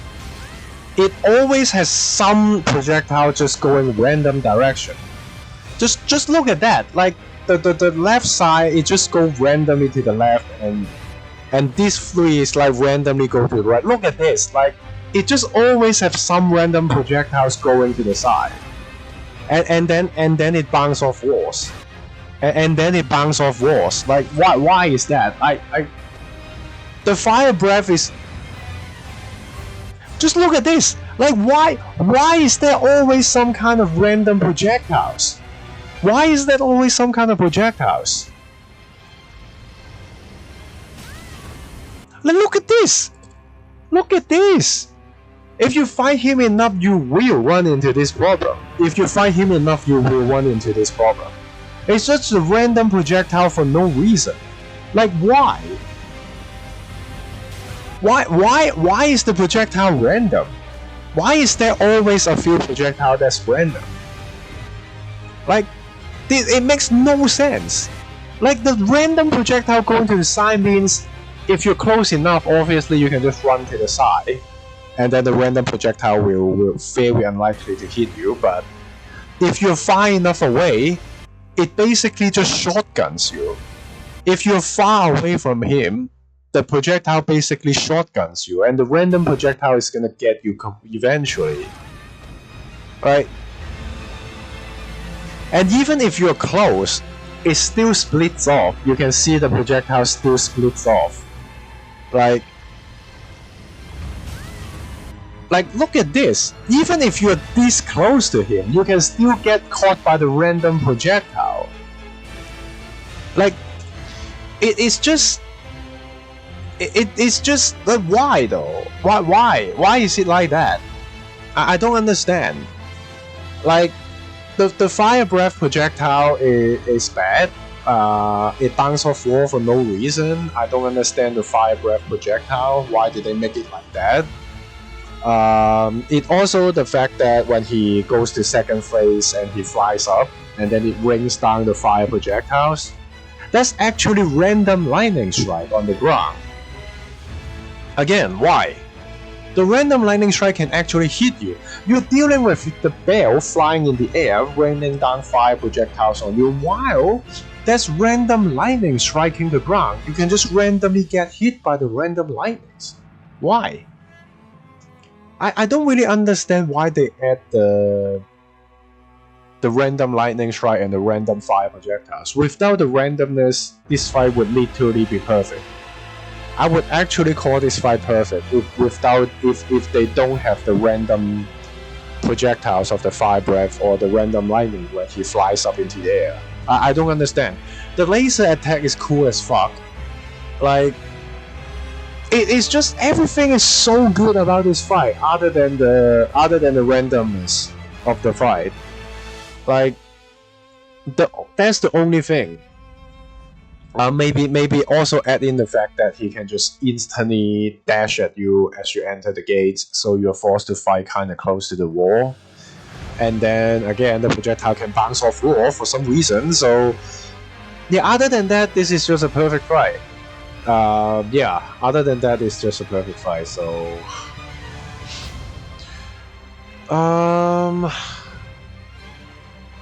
next, we got Curse Blade Libreth.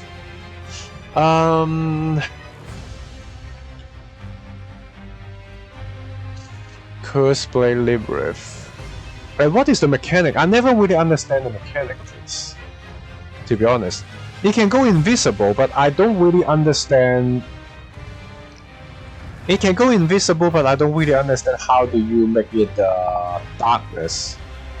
After the bird disappear, listen to the cues. You also see fog. But the thing I don't understand about this boss is that what is the darkness mechanic? Sometimes it just reappears instantly, sometimes it just stay in the darkness and keep attacking. So I don't really understand the darkness mechanic. So, and on top of that, it is a Curse Blade, and Curse Blade is the worst enemy in the DLC. Maybe they're not as bad as Revenants, but they are pretty damn annoying. Because they jump around, they have unavoidable attacks, combos, and again, you either stun lock them to death or you just get blasted. The attack is literally just impossible to dodge. They just keep spinning for like 3 whole seconds. They just spin, and you just cannot avoid it. So it's just an unfair enemy. It's a BS enemy. It's totally an BS enemy, and on top of that, they add the darkness mechanic, and I still have no idea how the darkness mechanic works. It's not about the lantern, because I go in with the lantern all the time, and sometimes you stay in darkness for like 3-4 attacks. It's the worst enemy in the DLC, and it has darkness, so maybe not Bed of Chaos level, but I would say this is F tier. I would say it is F tier. It's just annoying for the sake of being annoying, but I hate the moveset. You can interrupt them, but sometimes they get random hyper armor. The attack is impossible to dodge. the random darkness is like whatever. It's like I hate this fight so much. I hate this enemy so much. It's the worst enemy in the DLC. So Chief Bloodfiend. The Bloodfiends are kind of pushover because they have very low stance and jump attack can interrupt them. So unlike the Omens, can withstand. Well, I guess the Omens have more stance. And the Bloodfiend are kind of pushovers. But the Chief Bloodfiend though actually have hyper armor. So you cannot just interrupt him easily. And it is a cool setting that you have like 10 or so Bloodfiends like outside of his boss room worshipping. And then when you enter the boss room, it's like the entire arena is a pool of blood. And then you need to deal with the new attacks other than the Bloodfiend, because the Bloodfiend attacks are kind of basic, but then the Chief Bloodfiend actually features some interesting moves, and it has some interesting moves that, again, you cannot just stun lock him to death like the other Bloodfiends. So I think it is an interesting twist that is not just having a Bloodfiend as a boss, like the Clean Rod Knights. It's just a Clean Rod Knight as a boss. This is not just a Bloodfiend being a boss. This is they actually give him better stance, new attacks, and hyper armor. So I actually think this is better than the Clean Rod Knight, the normal, the enemy turn bosses in the base game. So I like this fight quite a lot. But it is still not a great fight. It is low beat here, I guess. Low beat here. It is still not a great fight. It's just a good enough fight. With Shasha, I hate random hyper armors. I just hate random hyper armor. The katana, I think, is the best katana in the game because it has the stab heavy attack and it has insane reach. It's a big katana. It just has crazy reach. The reach is crazy. So, but other than that, Rashasha is still an annoying fight because, again, either she just randomly get hyper armor and steamroll you, or you just stun lock her to death. So there's nothing really special about the NPC fights. So they're not terrible, but they're not great either. I think it's time for us to change up the music. So who's next? Gaius doesn't have Putrescent Knight, huh?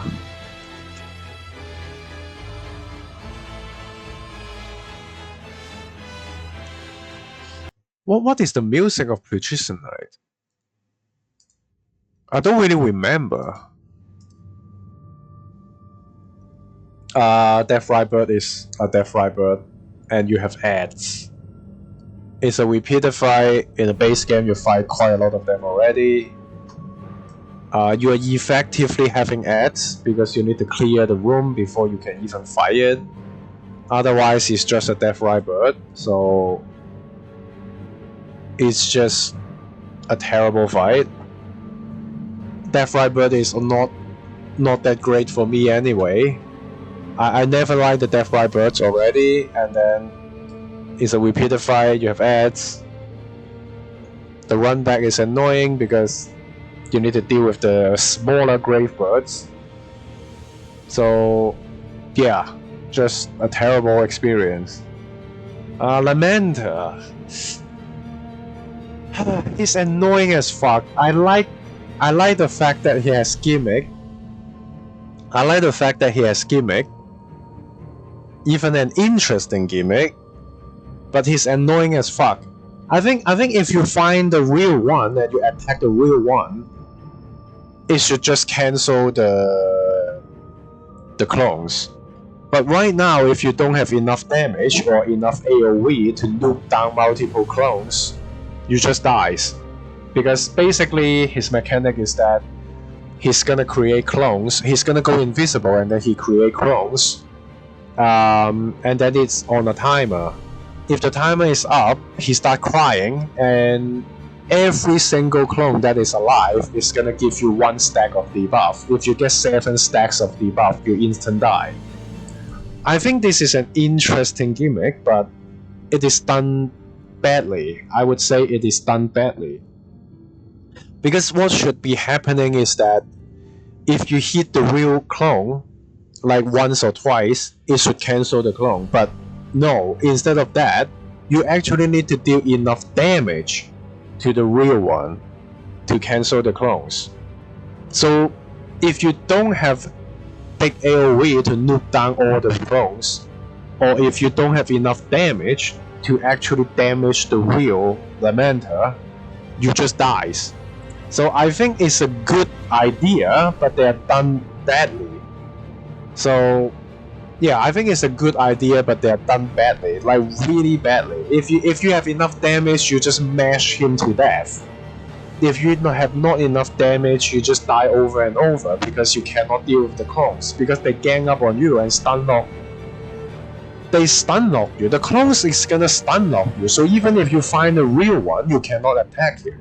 And even if you attack him, you need to deal enough damage. And that's why it is an interesting idea, interesting gimmick, but it is done poorly. So yeah, it has potential to be B tier, but it's just annoying. If you have enough damage, you mash him to death. It's like no problem. Or if you have enough AoE, you just blow up everyone. You bypass the gimmick by nuking the entire room. So all the clones are dead.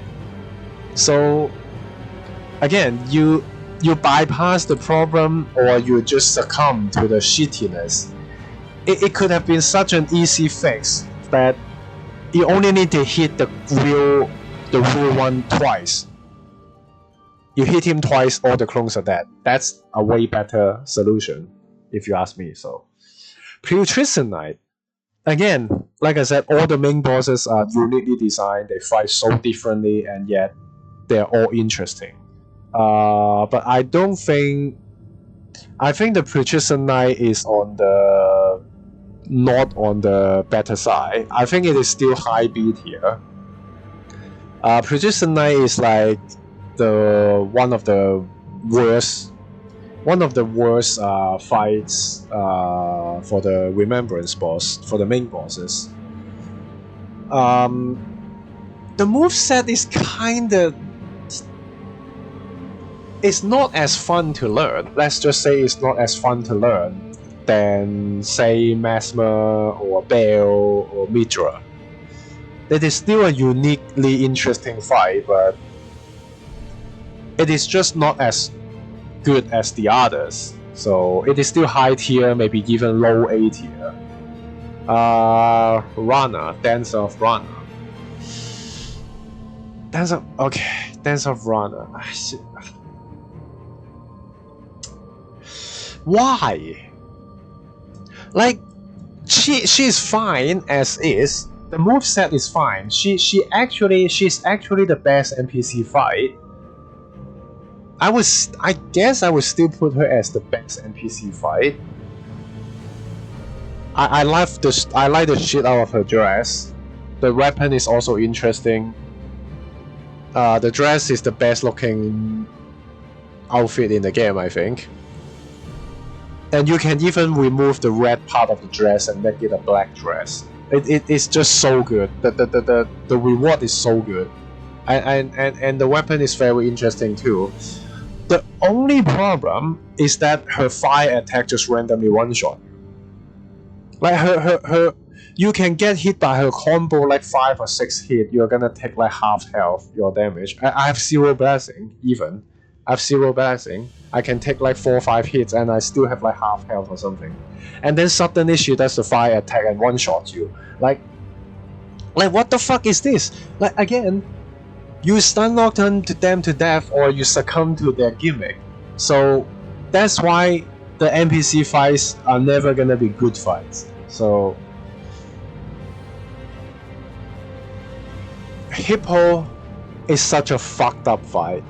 Hippo is such a fucked up fight. Like, again, on release, they forget to make him sleep again. They make the mistake on Falling Star Beast, they make the mistake on the Magma Worm, and they make the mistake in the DLC again with the Hipporius and Consort and Relana and Bell, where as soon as you enter the Fog Gate, they instantly dash at you. And after the patch, they need to make it so that the Hipporius go back to sleep. So when you enter the Fog Gate, it actually wakes up and then it charges at you. They already make this mistake for the Falling Star Beast and the Magma Worm in the base game, and they then do it again in the DLC. And the fight itself is not even good. The fucking ring of arrow attacks is like super unreliable to dodge. And then the Crucible Thorns. The Crucible Thorns is like annoying as hell to. I would even put him F tier, to be honest. I would even put him F tier because it just charges at you when you enter the. There's only 2 attacks you can do when you enter the room. It either does the grab where he opens his mouth and charge forward, or he does the headbutt. Both attack is gonna get you close to the wall. So again, you're fighting close to the wall, and then this guy is way too fucking big, and then the lock-on point is not in his mouth. The lock-on point is actually on his neck. So what happened is, most of the time, his mouth is gonna go in. You're gonna go inside his mouth most of the time, which turns him partially invisible, so you cannot see his attacks. And the other half of the time, it pushes you into a wall, and then if you manage to stagger him, his head goes into the wall, so you cannot crit him. And the angle that you need to crit him is so awkward. Like if you're facing the shining spot, you cannot crit him. You actually need to face his neck. So basically, what I find is that if you're having trouble critting the bosses, basically you lock onto the boss. That's the direction you need to face. You face that direction, you move close to the shining spot, you can crit the boss. That's what I find with the Hipporius. Hippo, like whatever, the golden hippo. That's what I find about the hippo, is that if you want to crit him, you face his neck, and you can crit him on the side of his mouth all the way to his neck. The entire area you can crit him as long as you're facing his neck. If you're facing his mouth, you cannot crit him. You need to face his neck to crit him. Like, why? Why can't you crit him when you're facing the mouth? You move close enough to the shining spot, you should be able to crit them. Like, why make it so specific to crit them? And again, the lock-on is bad. The lock-on is bad because it just swings around when he does his attacks, and then half of the time you're inside his mouth, so he turns invisible. The other time he pushes you into the wall, and then when you crit him, his mouth goes into the wall, so you cannot crit him anyway. You stagger him on the wrong side, you're on the other side, so you cannot crit him. Like, the entire fight is just so super annoying. His moveset is not interesting. His projectile attacks are BS. The phase 2 making him an urchin, which is further obstructing his animations. It's just so fucking terrible. Okay, time to change the OST.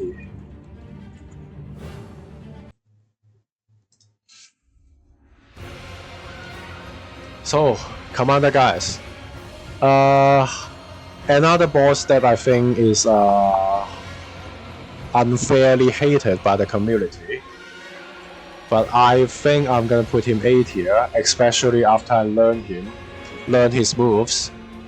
He literally the only problematic move is the charge attack, and everyone every one of his, other than the charge attack, every attack is good attacks.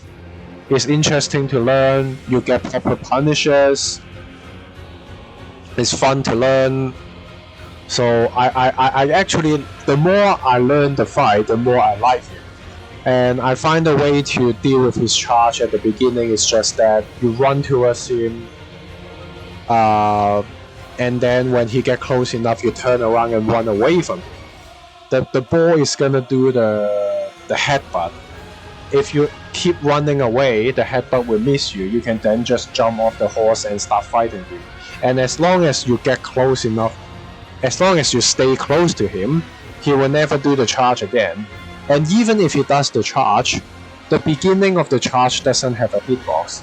It's only when he's fully in the running animation he starts to have a hitbox. So if he does the charge attack and you are close enough, you can just roll into him because the beginning of the charge doesn't have a hitbox.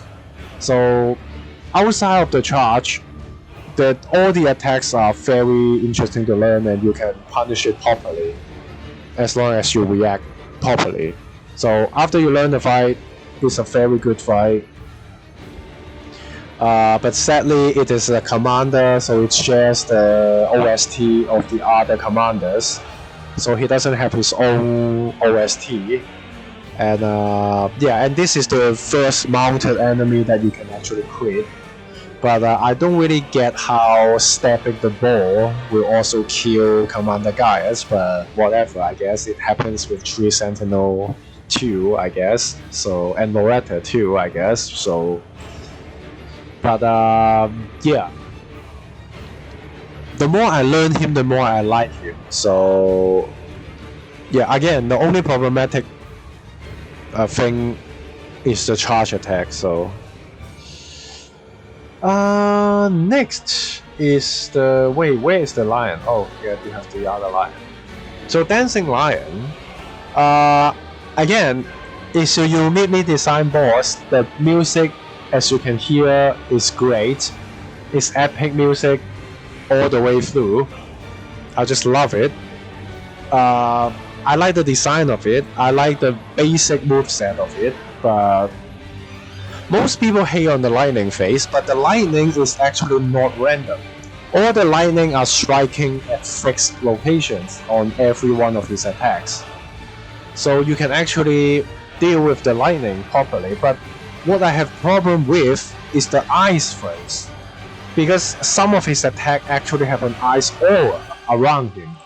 So you will take constant damage if you're close enough. So those attacks is kind of BS because you cannot avoid damage, and then a lot of his damage have an aftershock effect that you cannot roll with. Because with the lightning phase, with the wind phase, you can roll properly into the attacks, and then you can just roll the attack. But in the ice phase, after the attack, it has a little bit of extra AoE that is delayed. So you roll the attack, you get hit by the aftershock delay, and then the Force Storm, you're supposed to be able to jump the Force Storm, but if you're close enough, you can actually get hit by his feet. So it is so annoying that you want to jump the attack, but the feet can just hit you. So I just hate, instead of the lightning phase, I hate the ice phase a lot more. And I don't think it measures up to the other one. I think it's better than Precision Knight, but I don't think it's quite A tier. I don't think it's quite A tier because it has its drawbacks. And then the Deathblight Lion. So it's a repeated fight. It is still a uniquely designed fight, but I don't mind the Deathblight. The Deathblight is actually fine because you need to deal with it different. Because the Deathblight do not physically hit, it only builds up Deathblight. So the way to deal with the Deathblight phase is actually stick close to him when he does the Fire Breath. So you only take one tick of Deathblight build up, and then the Deathblight is gonna pass behind you, and you only take 1 or 2 ticks of Deathblight. But if you try to run away, the deathlight is gonna go through you, and you're gonna take like half of you have the half deathlight bar build up at least. If you try to run away, you can just get deathlight instantly by one breath. But if you stick close to him, you're only gonna take 1 or 2 tech of deathlight, and then the entire deathlight is gonna run past you. So it's interesting dynamic that you actually want to get close to him when he is in the deathlight phase. And it is also an interesting twist that it has a deathlight phase when you run into the second lion. But the problem is they ruin it entirely by having ads.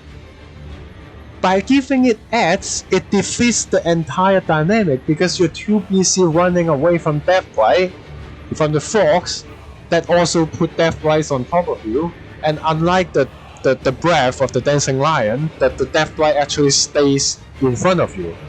So you actually need to run away.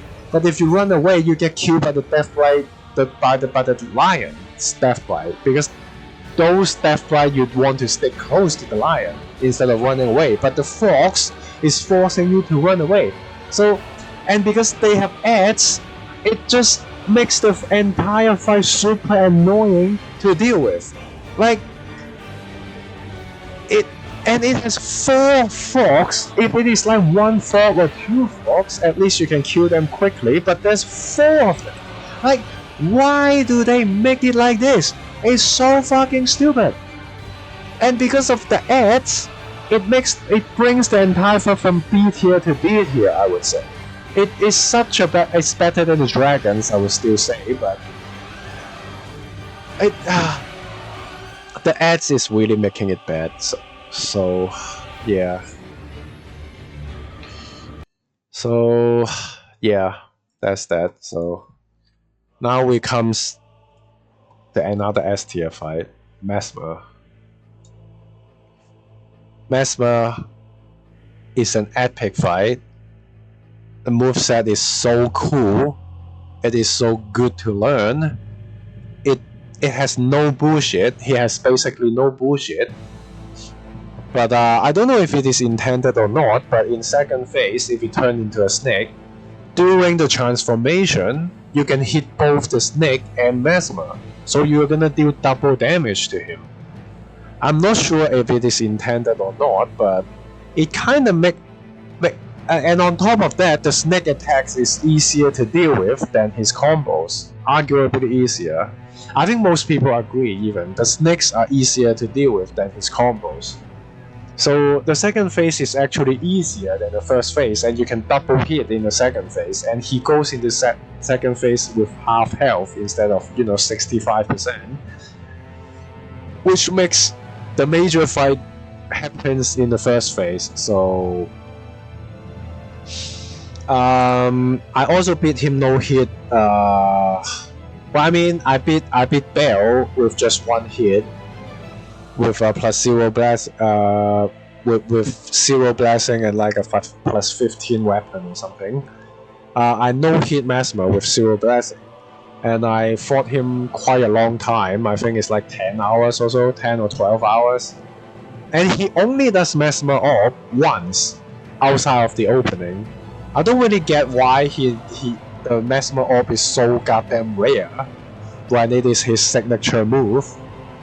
But it is so rare to the point where in 12 hours I only see it once, other than the scripted Mesmer orb at the beginning of the fight. But everything about him is good. The music is good, the lore is good, the moveset is super fun to learn. When he turned into a serpent and does the stick attack is a cool twist. It shakes up the fight enough that it is just such a enjoyable fight to learn. The biggest problem I have with him is the double hit quick swing. He can double hit into combo, or he can double hit into jump away. But that attack is just me being bad at him, because that attack you can actually roll the correct direction into him, and the second hit is never gonna hit you. Or you react quicker for the first attack, so you can roll the second attack. So unlike the consort frame trap, Mesmer's double hit you can actually deal with, but I would still prefer if they make the attack faster instead of making it a frame trap, because it still feels terrible that you roll the first attack successfully and then you're forced to take the damage from the second hit. That's why I think it is better to just make the attack faster, so if you fail the roll, you fail the roll. It doesn't feel bad to roll successfully for the first attack and then get forced to take damage for the second. Also, unlike the other projectiles, the Mesmer, the Fire Serpent attack, you actually have time to get out of the melee range, so none of his attack is fast enough to hit you when the Fire Serpent hit you. Because for Renana or Radan, they can do a projectile and then follow up with the next attack. You roll the projectile and the next attack is guaranteed they won't catch you. But Mesmer is not the case. You actually have time to circumvent the situation by moving away from his melee range, so none of his attack is quick enough to hit you right after the Fire Serpent hit. So everything about Mesmer is just great. There's no complaint from me really, and the only reason he's losing to Bale is because of Egon. Without the Egon buff, I think Bale alone, I would put Mesmer above Bale with Bale alone, but Bale has the Egon buff, so I would put Bale above Mesmer slightly. Other than that, Mesmer is just the best fight in the DLC because it doesn't have the BS that Bale has. The random lightning of Bale. I guess the Bale frame lightning is a slight problem if you're close to his mouth, because his mouth just has a hitbox. It screams and instantly hit you. But yeah, I guess you can just stay away or something with the Bale's scream. I don't know. You have some slight bullshit with Bale with the randomness. But Mesmer doesn't have those. Everything about Mesmer is just perfect.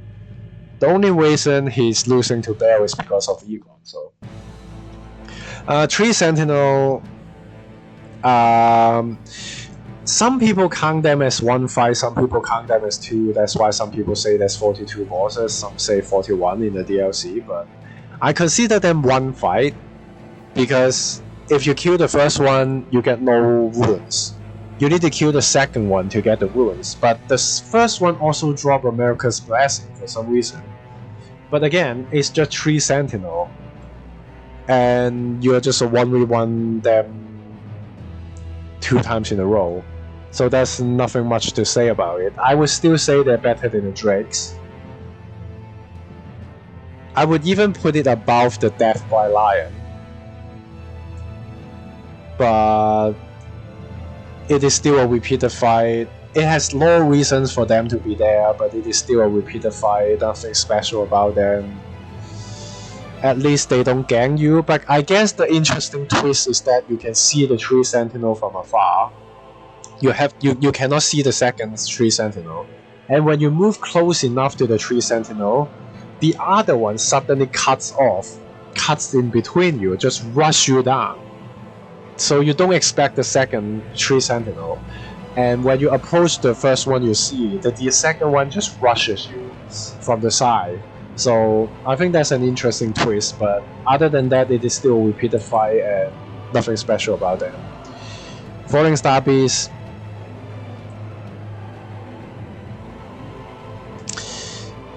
Is worse than the Dragon Pit Drake.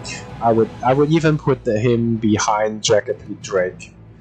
Because again, it is a repeated fight. It is not a full-grown Falling Star Beast, and they really should make it a full-grown Falling Star Beast. Like, why not? It's not like Falling Star Beast is unique. So why they should just make a second full-grown Falling Star Beast.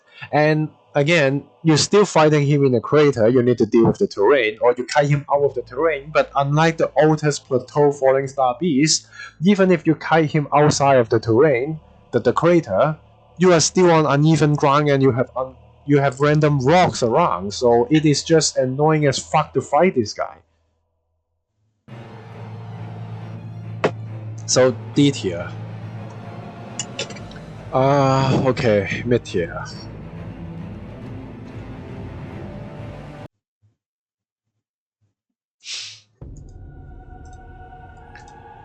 I guess the music fits him, fits her. I guess the music mid tier music fits her, but the music itself is not epic or anything, but it fits her, I think. The arena is interesting, the setting is interesting. I guess it is interesting to find her. And the fact that you enter the boss room, you can just do all your buffs and stuff before aggroing her. It's just making her way better than, say, Consort or Banana in terms of aggroing. Because you don't instantly aggro her. You can do all your buffs before you approach and aggro mid-tier. I think that is how the fights should be. Instead of wasting your time buffing outside the gate, and then as soon as you enter the gate, the boss rushes you and you're forcing the fight at the door. I think that's not a good design, where the boss just rushes you like that. So that's why I think in terms of aggro, mid-tier did it right. But the fight itself, the first phase is also fine. The interesting, the worm attack is annoying, but a lot of the moves, a lot of the mid-tier's move is interesting, but the finger rush is BS. The ads are BS. Why the fuck do you have ads? I mean, it makes sense because it's the mother fingers, so it's spawn fingers, but having ads in boss fights is never gonna be a good experience. It's always gonna be annoying. It's always gonna be bad. And then mid-tier has the finger rush. That can happen when you're close. It is rare, but she can just turn around and finger rush you. It is very rare. Usually she turns around and do the finger flip, so you just roll once, it's fine. But in rare cases, she can just turn around and instantly finger rush you. So if you're close enough, you cannot avoid it. It's rare, but it can happen. And then it has S, and then in second phase, all hell break loose because the helicopter attack is like almost frame perfect dodge. You need almost frame perfect dodge for the helicopter spin if you're close. And then the landmines is just a time wasting stalling attack that can also like spawn like a group of 5 or 6 landmines right on top of you, so you cannot avoid the damage. Because unlike when you use the microcosm attack, spawning the black hole instantly deal damage when mid-tier use it. When you use the spell, spawning the black hole doesn't do damage. It takes the explosion to deal the damage. But when mid-tier use it, spawning the black hole instantly deal damage to you before they explode. So, and because that attack is RNG, if you get unlucky, you can just spawn 5 or 6 landmines right on top of you, so you cannot avoid the damage. And even if you avoid the damage, it's just a stalling attack to waste your time. And then in the second phase, obviously the biggest issue is the gigantic laser. That is unavoidable unless you are like 20 meters away before she even start to do it. You need to be 20 meters away before she even start the animation of doing the AoE. And then even on the phase transition, the AoE is like too big and it happens too fast. So you need to be running away preemptively to avoid the AoE on the phase change. And the super laser also has a gigantic AoE under her for no reason. And then the gigantic laser leaves no room The gigantic laser is just BS of the BS. It's the worst attack in the game. I've never seen an attack that's worse than the gigantic laser from Meteor in any Souls games, made by FromSoft at least. I've never seen an attack that's more BS than that. It's just ridiculous. They actually make an attack like this. Like, did they even test the fight? So you have the gigantic laser being BS, you have the finger rush being unavoidable close range, and then you have the triple laser in phase 2. If cannot be avoided, also cannot be avoided if you're close enough, because it fires 3 of them in quick succession. If you're not far enough away to run to the side, you cannot roll all 3 of them. So it has way too many BS attacks, despite being an interestingly designed fight. The other attacks are fine. It is creepy looking, but it serves its purpose. Again, it serves its purpose, which is bonus point, but there's just way too many drawbacks with Meteor. There's just way too many drawbacks with Meteor. So there's just way too many drawbacks for Meteor. But I would still put her above Hippo, to be honest. At least her other attacks are interesting to learn. The Hippo's attacks are not even interesting to learn. So Hippo's has a bunch of bullshit, and the moveset is not interesting to learn. And Meteor, most of the attacks are still interesting to learn. It's just, it has a lot of BS attacks, but the other attacks are at least interesting to learn. So that's that. I also did a no hit run with Zero Blessing with Meteor. So it's so annoying in the second phase where you need to be staying away from her at all times and just keep attacking only where after she does the helicopter attack, and then do a few hits, hitting her back a few times, and then you run away again until she does the laser. So it's just an overall terrible experience, but at least the other attacks are interesting to learn. It has interesting design and fitting music, so that's that. Code Yumi is, I guess in terms of lore, it's interesting. It has give you the quest for Meteor. It he has a son and stuff, yeah, and then you have Anna and Jolan.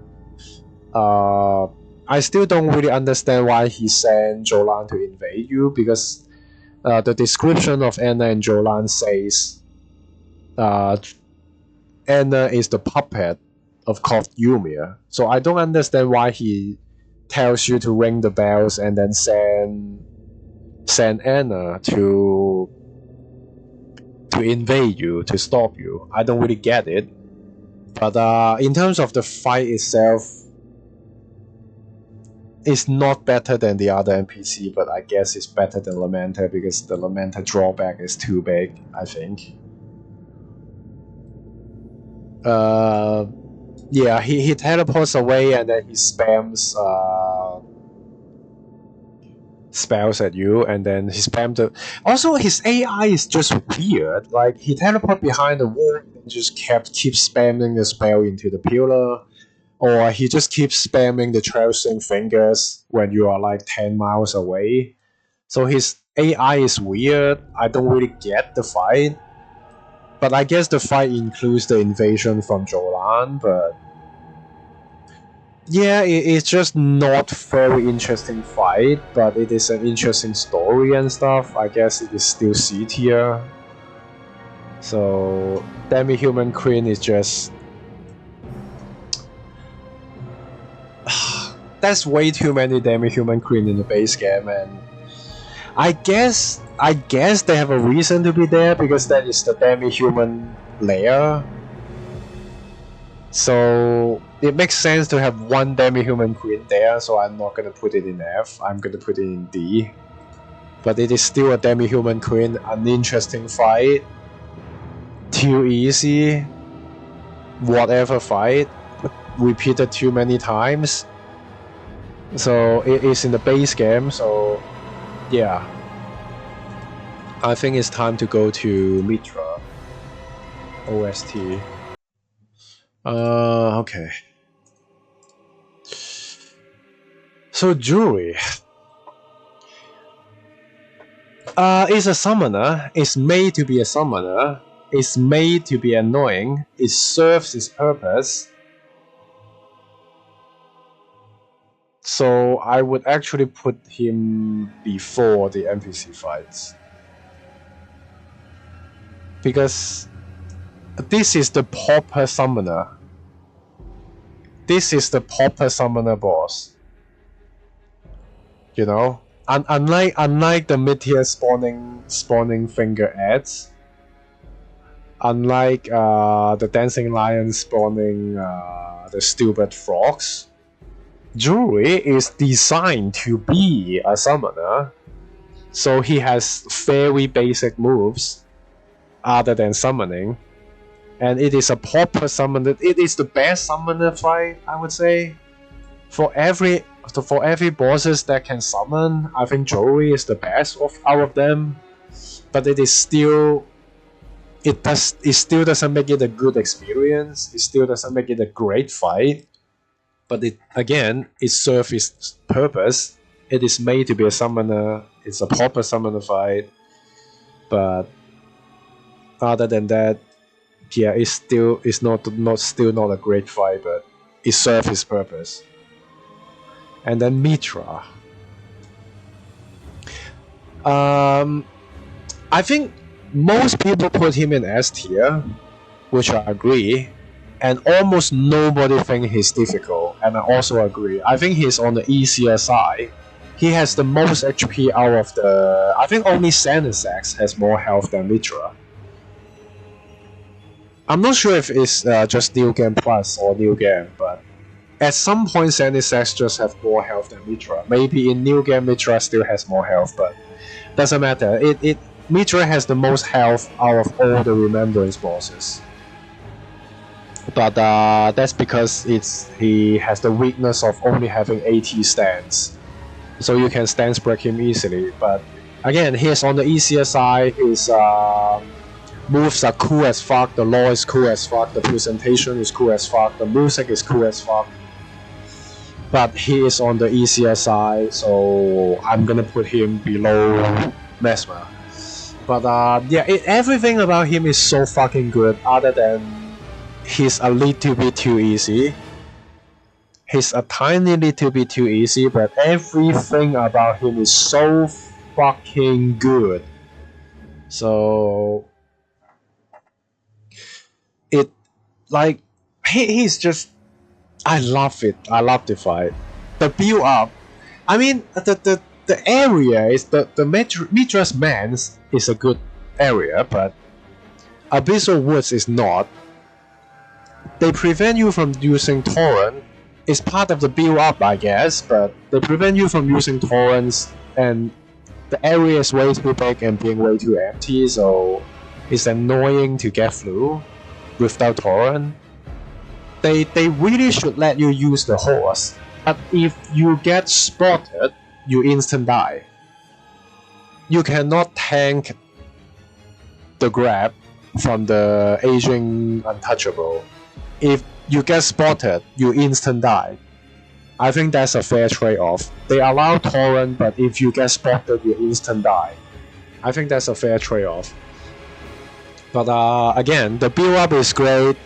Everything about Mitra is just great. His moves are also interesting to learn, but again, he's on the easier side, but everything else is just so fucking perfect. So... Stupid Ghost Frame Dragon. Which one is which? So this one is the first one, I guess. Great Bridge. This is the first one. This is the Ghost Frame Dragon. It's an interesting twist.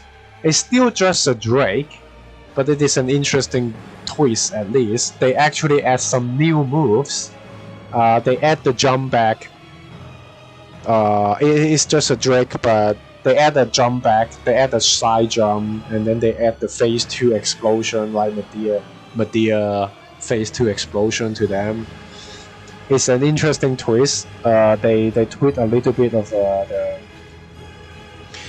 the dragon, but being Ghost Flame and the fact that you have the Ghost Flame Breath, which is just worse than Dragon Eyes. It does a little bit more damage than Dragon Eyes, but the Frost build up is so terrible that it's just not worth to use. And it counts as the upgraded version of the Dragon Breath, so you raise up into the air so you can get knocked down. And the fact that it doesn't travel far because it counts as the upgraded version. So it's still not great. It's still not great. It's still just a Drake, mostly, but it has an interesting twist, I guess. So I would put them above the other Drakes. I would even put him above the Deathblight Lion, because this guy doesn't have ads. So I think we move on to Romana.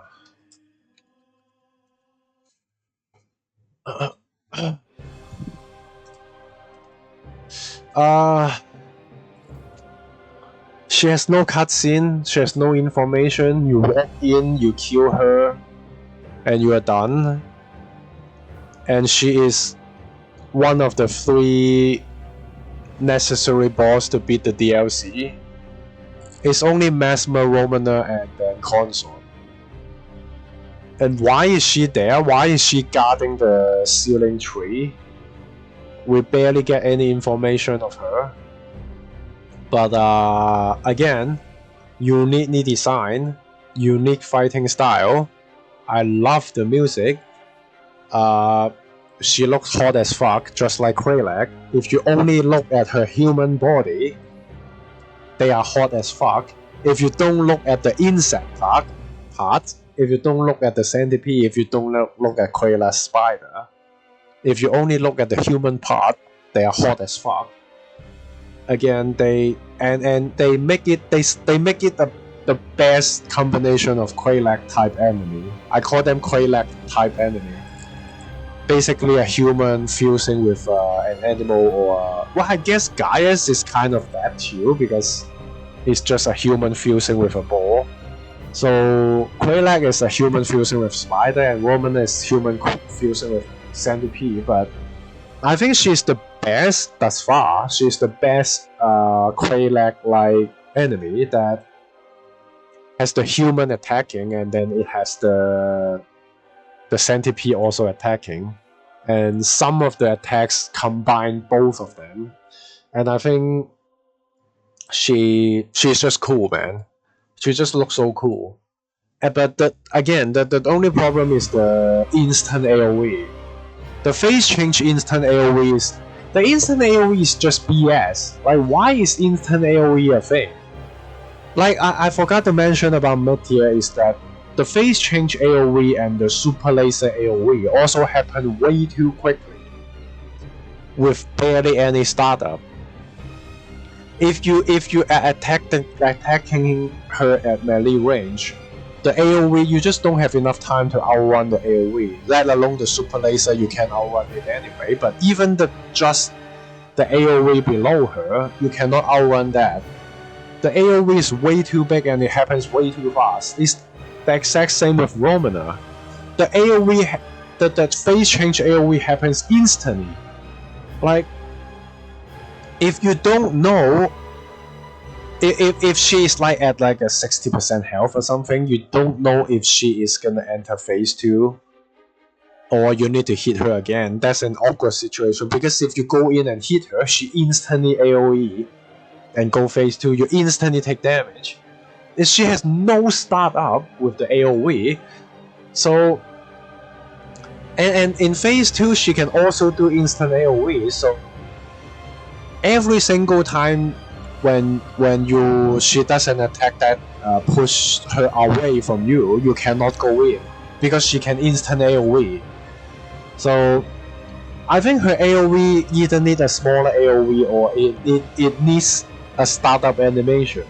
The instant AoE is bullshit. But other than the instant AoE, she's a uniquely designed fight. Nice music. The fighting style is interesting. It's also fun to learn her moves. She has some slight bullshit in terms of the butterfly randomness and the instant AoE, but overall, I would still put her in A. Because of the instant AoE, I may put her like below Scarletry Avatar. The instant AoE is just bullshit. The butterfly is just... And the flying combo is like a stalling attack. So stalling attack is never good. And Meteor is like the stalling attack, obviously it has the giant laser and then the landmines are the stalling attacks. So yeah. So Romana, I think it's fair to put her behind Gaius and Avatar. Consort. I guess I'm gonna talk about one of the Ghost Flame Dragons. F tier. It's just a Drake. It's a repeated fight in the DLC itself. And this one has ads. I mean, both of them have ads. I guess this one, the ads,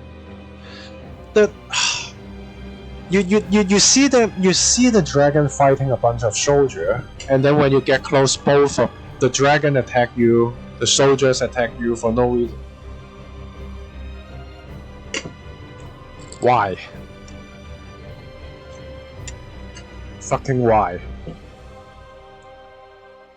They are fighting each other. You didn't attack them. You get close, both of them attack you. Like, it's just so fucking dumb. All they need to do to fix this fight, which makes this fight a pretty interesting twist, because it feels like an open world, because not everything is just attacking you on sight, because the enemies can fight the enemies. That makes the open world more interesting.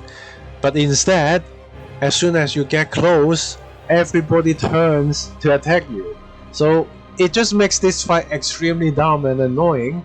So I just hate this fight. I hate this fight so much that it's basically effectively having a shitload of ads. This is effectively having a shitload of ads. And they are strong ads because they have Black Knights and stuff. It's just dumb as fuck. So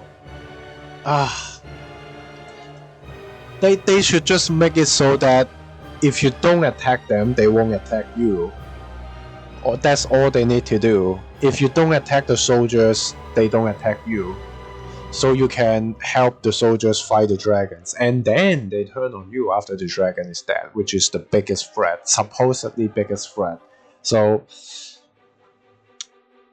as it stands right now, it's just annoying as fuck. So okay, consort.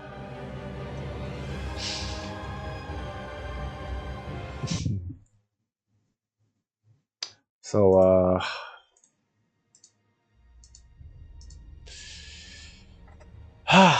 that's too many problems. You can actually refer back to my Zero Blessing Radagon fight. I detailed all the problems he has. So in short, he instantly dashed at you at the beginning. Firstly, he should be 50% Morg and 50% Radagon instead of being 99% Radagon, because he's made out of Morg's body. It is dumb as hell that he's 99% Radagon, and then because they need to, it is actually Morg's body, so we need to add horns. But we do not add horns on Radagon's body, we add horns on Radagon's armor. Like, what the fuck? Why would the horn not be on Radagon's body? Why would the horns be on Radagon's armor? And on top of that, they give you one attack, one fucking attack, the Blood Flame attack, to indicate that it is actually Morg. But again, he should be 50% Morg and 50% Radagon. So, and then when you enter the fight, he instantly dash at you. They make big arenas for a reason. bosses should just not attack you instantly when you enter the fog and forcing the fight close to a wall. It happens with Bale, it happens with Valana, and it happens with Consort, with pre-patch at least. So I'm talking about pre-patch experience because I haven't fought him after patch yet. So this is pre-patch Radagon. Again, this is pre-patch Radagon. So he instantly dash at you. Yeah, I spent so much time fighting him, so I know what I'm talking about. Pre-patch, again, pre-patch. So he instantly dash at you, forcing the fight at the wall. And what should have happened is that he stay at the Divine Gate, and you enter like the mid-tier arena. You can buff all you want, and the fight doesn't trigger until you walk close enough to him, so he dashed down from the Divine Gate. It should work like the mid-tier. The one thing that mid-tier did right is the aggro and the crit. You're so easily, you can crit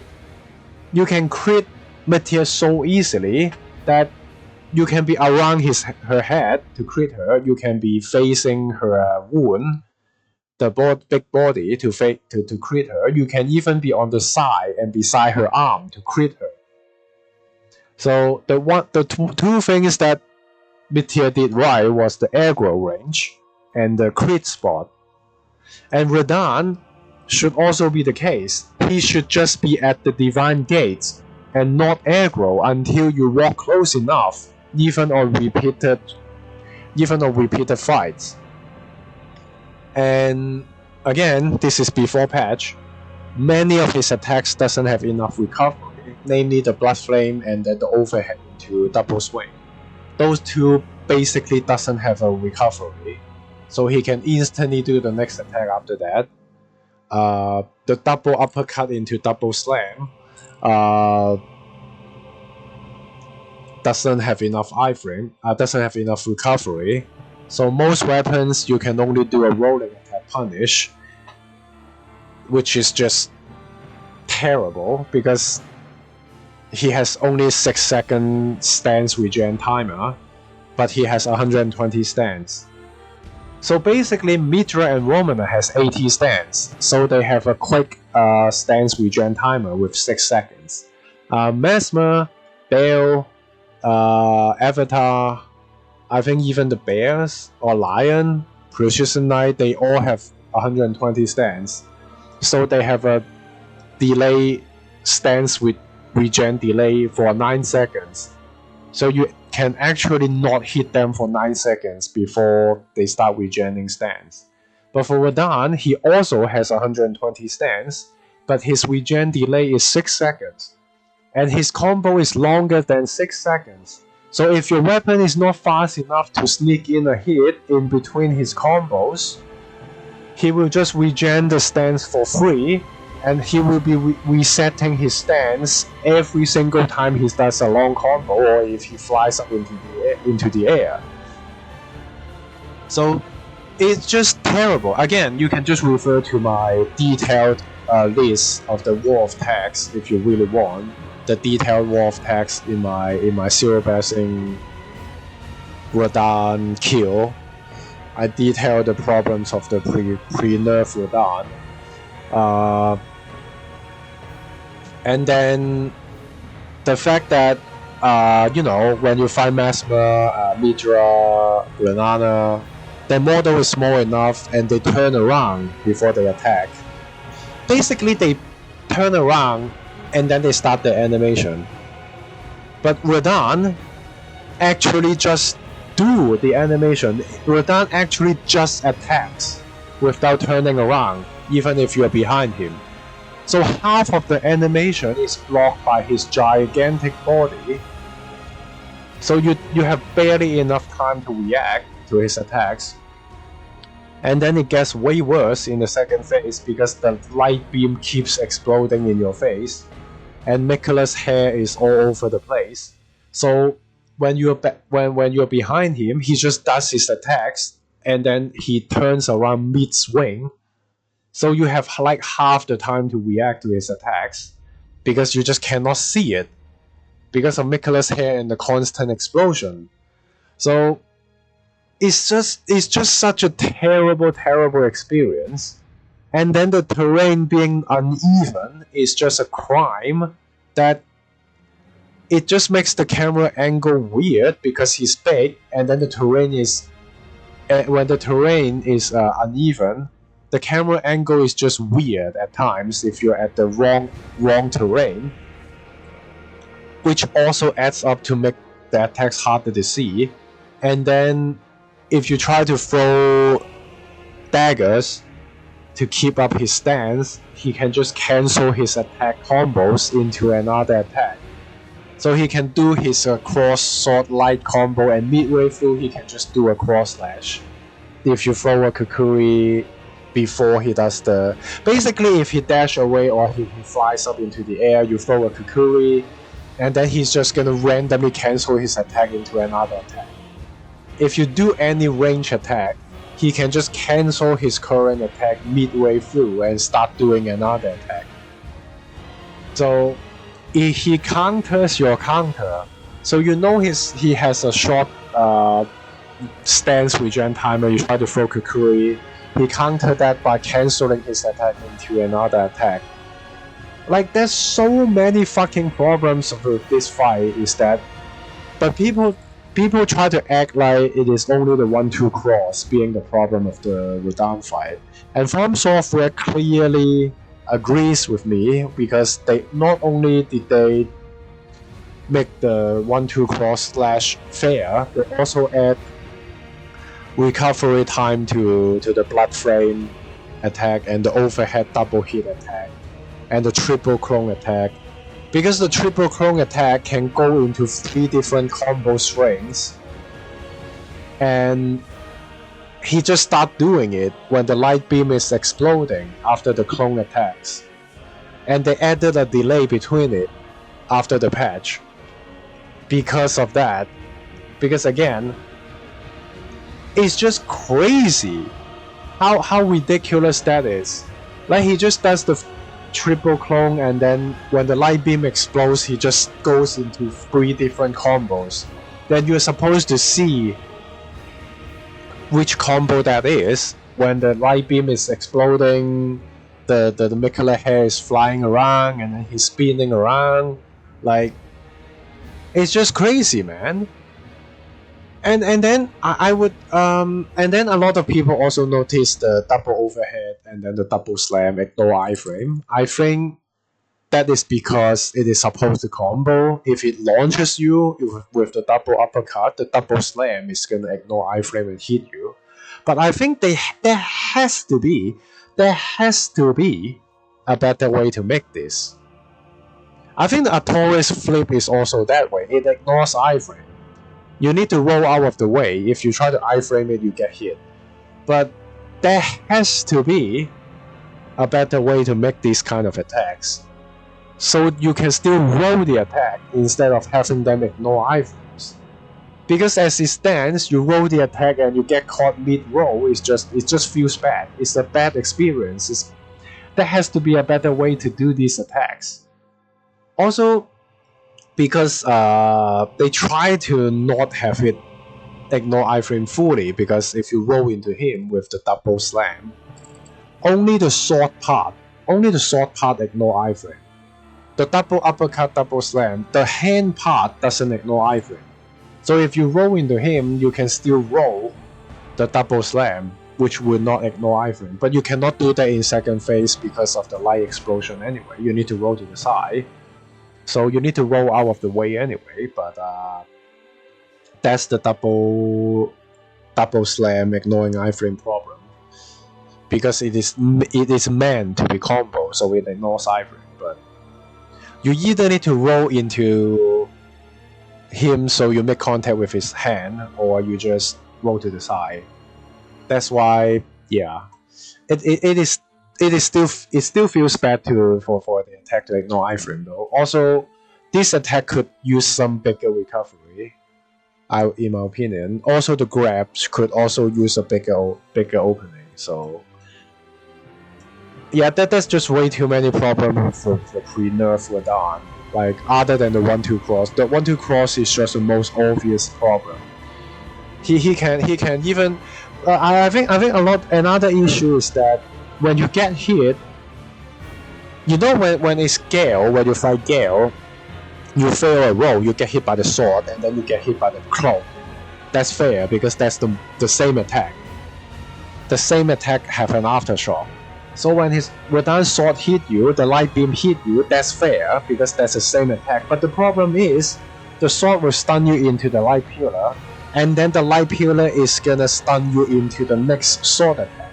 Now that is unfair. Now that is bullshit. So you fail one roll, you get hit by the sword into the pillar, into the next sword. That is BS. You fail one roll, you get hit by 2 attacks. That is unfair. And when you get knocked down, he can just do the 1-2 cross or the blood flame attack. And you get caught in the middle of it, and you get fucked over by it. Because the problem with that is that if you don't go to the side where he does the step, you either roll to the side or run to the side, so basically the step is gonna miss you. If you don't go to the side, you need to roll the slash. If you roll the slash and not being on the side, you will be in the middle of the blood explosion.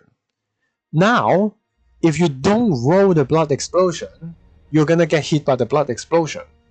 But if you roll the blood explosion, his next attack can roll catch you, because during the explosion, because the blood flame attack has no recovery, he can just start the next attack. So during the blood explosion, he can do the next attack. So you're just fucked. But again, after the patch, they fix it. Obviously, they slow down the blood flame explosion and add a recovery, actual recovery after the blood flame, which is a fair change totally, because the situation I mentioned just now cannot appear anymore. So that's that. It's just, again, if you get knocked down, the follow-up attack, you just cannot avoid the follow-up attack if he does the 1-2 cross or the blood flame attack next. So, and then the meteor, the rock throw, when he slammed his sword on the ground, and because I hate the rock throw attack because it's a stalling attack, it wastes your time, it just buy time to regen his stance. And then it's super annoying because he raised his right arm.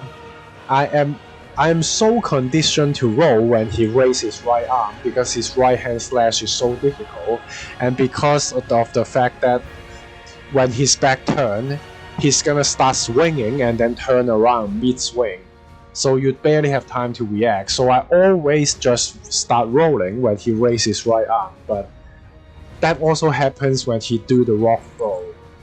But what's gonna happen is always that he raises his right arm, I roll, but turns out it is the rock throw attack, so he slammed his swords into the ground, so I get roll catch by that, and then I get knocked down and he flies up. Now I have no time to run away from the rocks in the second phase, because you're supposed to outrun the clones. The clone attack is also another big problem I have. I think that it's way more fair for the clones to just miss you, like if you're moving. As long as you're moving, the clone should miss you, like the Bell's Flame Lightning. If you keep moving, the clone should not hit you. I think that's more fair. But right now, you need to outrun the clones.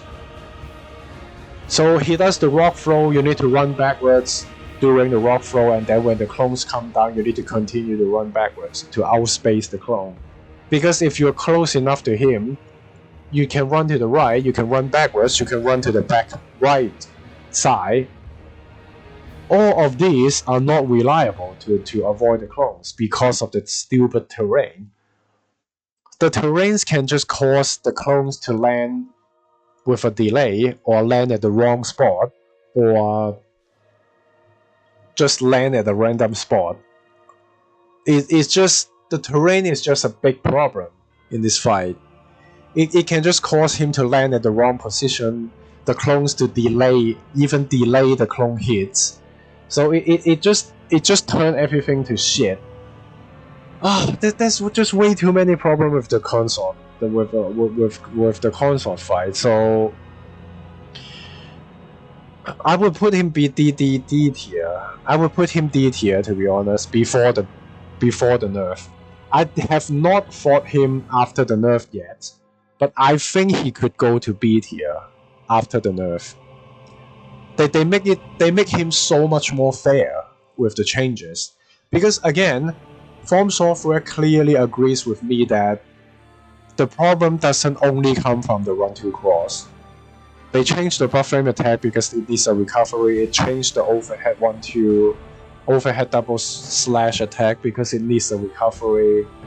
They reduced the light explosion, but I don't think it really matters much because the nuke AoE is smaller now. I think it's more fair because the timing is way too tight for you to run away from the nuke. And it is a stalling attack, which is another shitty attack to make. It is just stalling and regenerating his stance. And it's just a shit show when it explodes. Reducing the flashbang is not doing much. It's reducing the flashbang. It is still a flashbang. So the light pillar is still a light pillar. The stun lock into the next attack is still stun locking into the next attack, but at least they fix a lot of his issues. So I think after the nerf he can be B tier, but he still has a lot of the minor issues with the stun lock, with the stalling attacks, with the clones, with the uneven terrain. So yeah, I think he still has way too many issues even after the change. So he may go to B tier, but I have to, but I only fought him before the nerf for now, so he's D tier for now. He's high D tier for now. So he simply has way too many problems. He simply has way too many problems.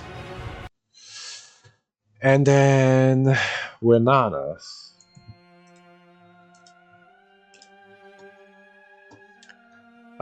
Yes, the other Ghost Flame Dragon. This one, unlike the soldiers, he summons skeletons when he reaches phase 2, which is again adds.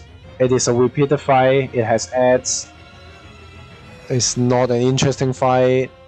It's BS. So also F tier like the other one. Renana is S for sure.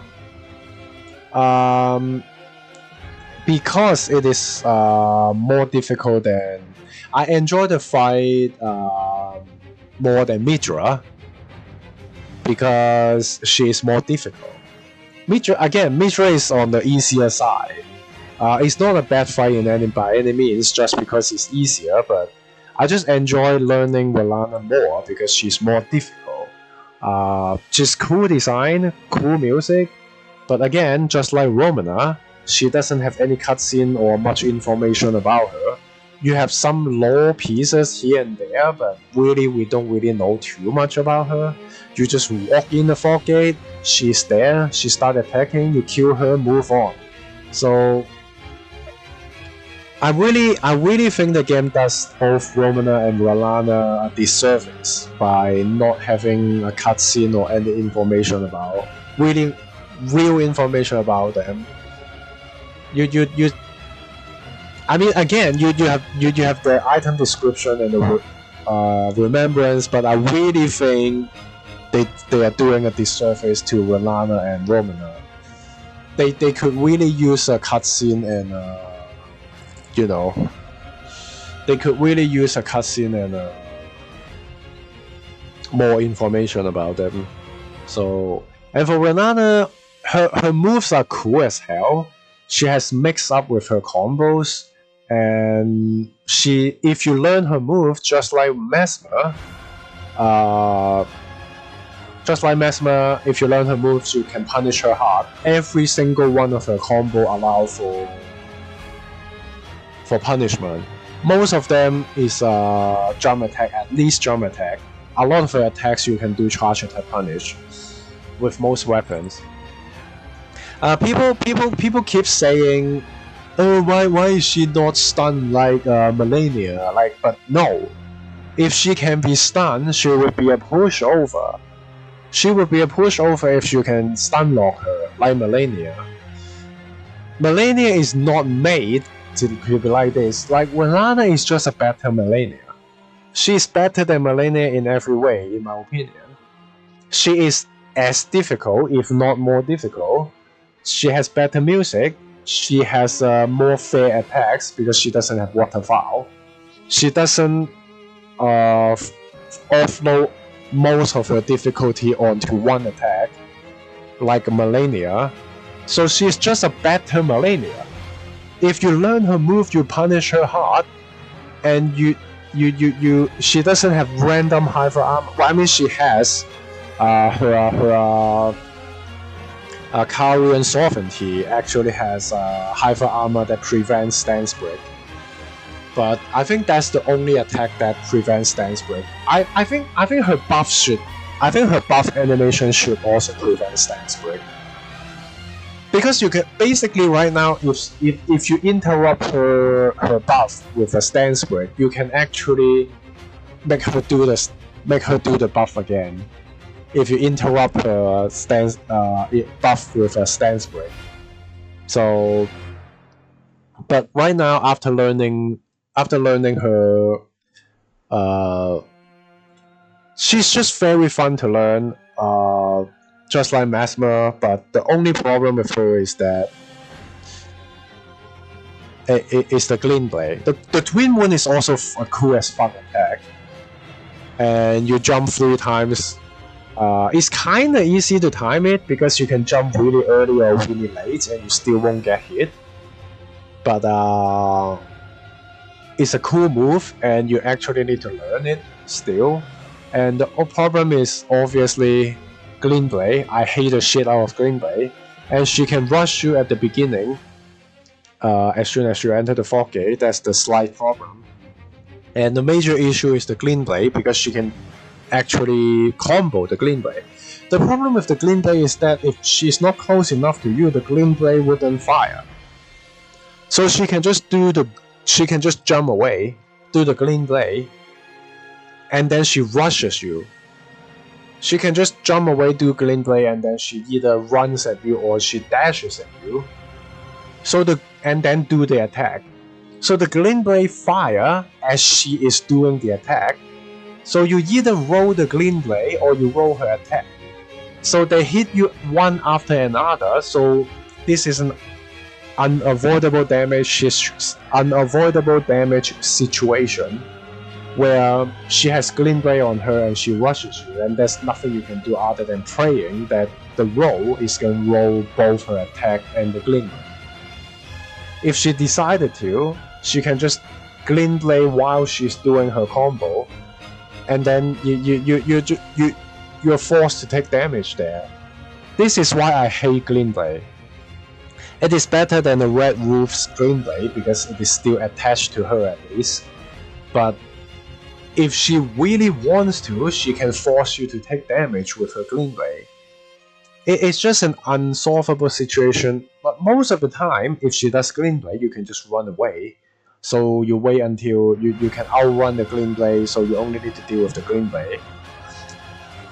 But the off chance she does the Glint Blade and then instantly start rushing you, then there's nothing you can do. Because she's in your face doing her combo and the Glint Blade is firing one after another, so there's nothing you can do in that situation. That's why I really hate Glint Blade, because it can combo. Also, Consort, I forgot to mention is that with the wrong distance, he can just do the discus into the right side dash clone. So you roll the discus, you get roll catch by the clone. If with the right distance, or with his cross with Consort's cross sword light combo, it does a dash into you if you're far enough, or if he does the right side dash clone into the real slash, those attacks can just not reach you. So you try to roll the sword, but the sword never reach you. But instead, you roll the sword and then you get face blast by the light pillars. Because the sword doesn't reach you, so the light pillars spawn on top of you after your roll. That's BS also. With the right distance, the dash attack just doesn't reach. So you roll the sword, but the sword never hit you, and then you get face blast by the light pillar. And also, the light pillar can overlap. Because the light pillar is basically a bunch of small AoEs, and those AoEs can overlap. And they can overlap 2 or 3 of them on top of you, which is gonna add up to deal more damage than the sword itself, which is just another BS of Radagon that is not fixed in the patch anyway. And the terrain can also cause the light pillar to spawn closer to him than usual. So you roll into him, you're literally getting pushed back by his model, but the light pillar is gonna spawn on top of you because of the terrain. The light pillar can actually spawn closer than intended with the terrain. The terrain just pushes the light pillar closer to him. So you roll the sword and you get blasted by the light pillars, and the light pillar can overlap each other and deal a massive damage. Like, again, there's way too many problems with the consort fight, and even after the fix, that still problem exists. So even after the patch, I think he will still be at B tier. He will still not be A tier or S. But a lot of people put consort in S tier just because he's epic, but epic itself means nothing for me if the gameplay is BS. Difficult doesn't automatically means a good fight. Midra is a good example. Like, everybody thinks Midra is S tier, but nobody thinks Midra is difficult. So nobody thinks Midra is very difficult. Some people may think Midra is semi-difficult, I guess, but nobody thinks Midra is very difficult. But Midra is like S tier for many people. So that's the very good proof that difficulty doesn't mean good fight. And again, Volana, everything is good about her, other than lacking the cutscene or lore, and the gameplay. Other than that, everything is so enjoyable about her. Music good, fun to learn, enjoyable to beat. I should do like no hit on her too. I also did no hit Zero Blessing on Romana, so I took 1 hit with Bale with Zero Blessing, and I took 1 hit with maybe 2 hit with Commander Gaius. So the 2 hits is from the same combo, I think. 2 even. Well, actually no. I take 1 hit from both of these, I think, with Zero Blessing. So yeah, I think that's about it. 4 S tier, the others ones are A tier. I think this is on my list on the DLC. So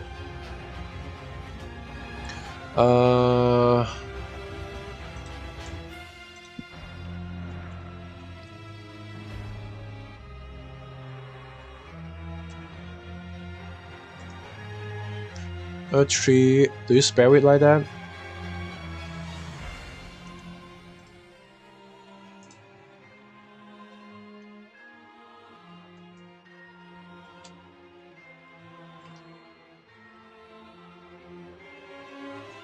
Okay.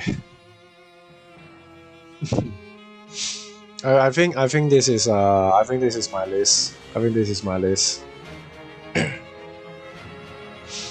So yeah, that's that. So I think this is a good list for me. Again, obviously this is my personal opinion. So I think these 4 is still measure up. I think Radagon is gonna be behind these 4. I think these 4 is above Radagon. So I think Yeah, I think these 4 is still gonna be above Radagon. Yeah, these 4 will be on the top. So Radagon will be the 5th. Oh right, you don't have Elden Beast in this list. Oh right, you don't have Elden Beast in this list. So I would put Elden Beast in C tier, I think. Again, it's a quote-unquote epic fight. Adding the horse or not means nothing for me because I already learned to fight him without the horse. So adding the horse doesn't really change my opinion. It isn't quote-unquote epic fight, but it is still has too many problems. The Elden Star is a dumb attack. A lot of stalling attacks. It just swims away. I know where to chase him down. I know where it is gonna emerge most of the time, but it is still annoying to deal with. There's too many stalling attacks, too many projectiles, so I'm gonna put Elden Beast in C tier, but Radagon is still S tier for me. So the DLC 4 is gonna be above the base game S tier. I think the first 3 of the A tier is also before the A tier of the base game. The bears may be behind the the bears may be behind Malenia, but I think the first 3, the Gaia's Avatar and Romana is still gonna be above the other, still above the other A tier bosses. But the red bear is gonna be behind Malenia. So yeah, I guess the B tier also Lion, Precision Knight, and Death Knight, maybe even Owns is gonna be above. Yeah, basically the DLC bosses are mostly above the base game ones with the same tier. So most of them anyway. I don't think Chief Bloodhound is gonna be above Dragon King Soldier, Loretta, and stuff. But I think the first 4, yeah, the first 4 is gonna be before the base game B tier, and Owns and Chief Bloodhound is gonna be behind the other B tiers in the base game. So I think that's my list. So that's my entire list for the entire Elden Ring game. So I think I'm gonna start Wukong tomorrow. So anyway, thank you for joining, and I'm gonna see you next time in another universe. So have a nice day, good morning, good night, and goodbye.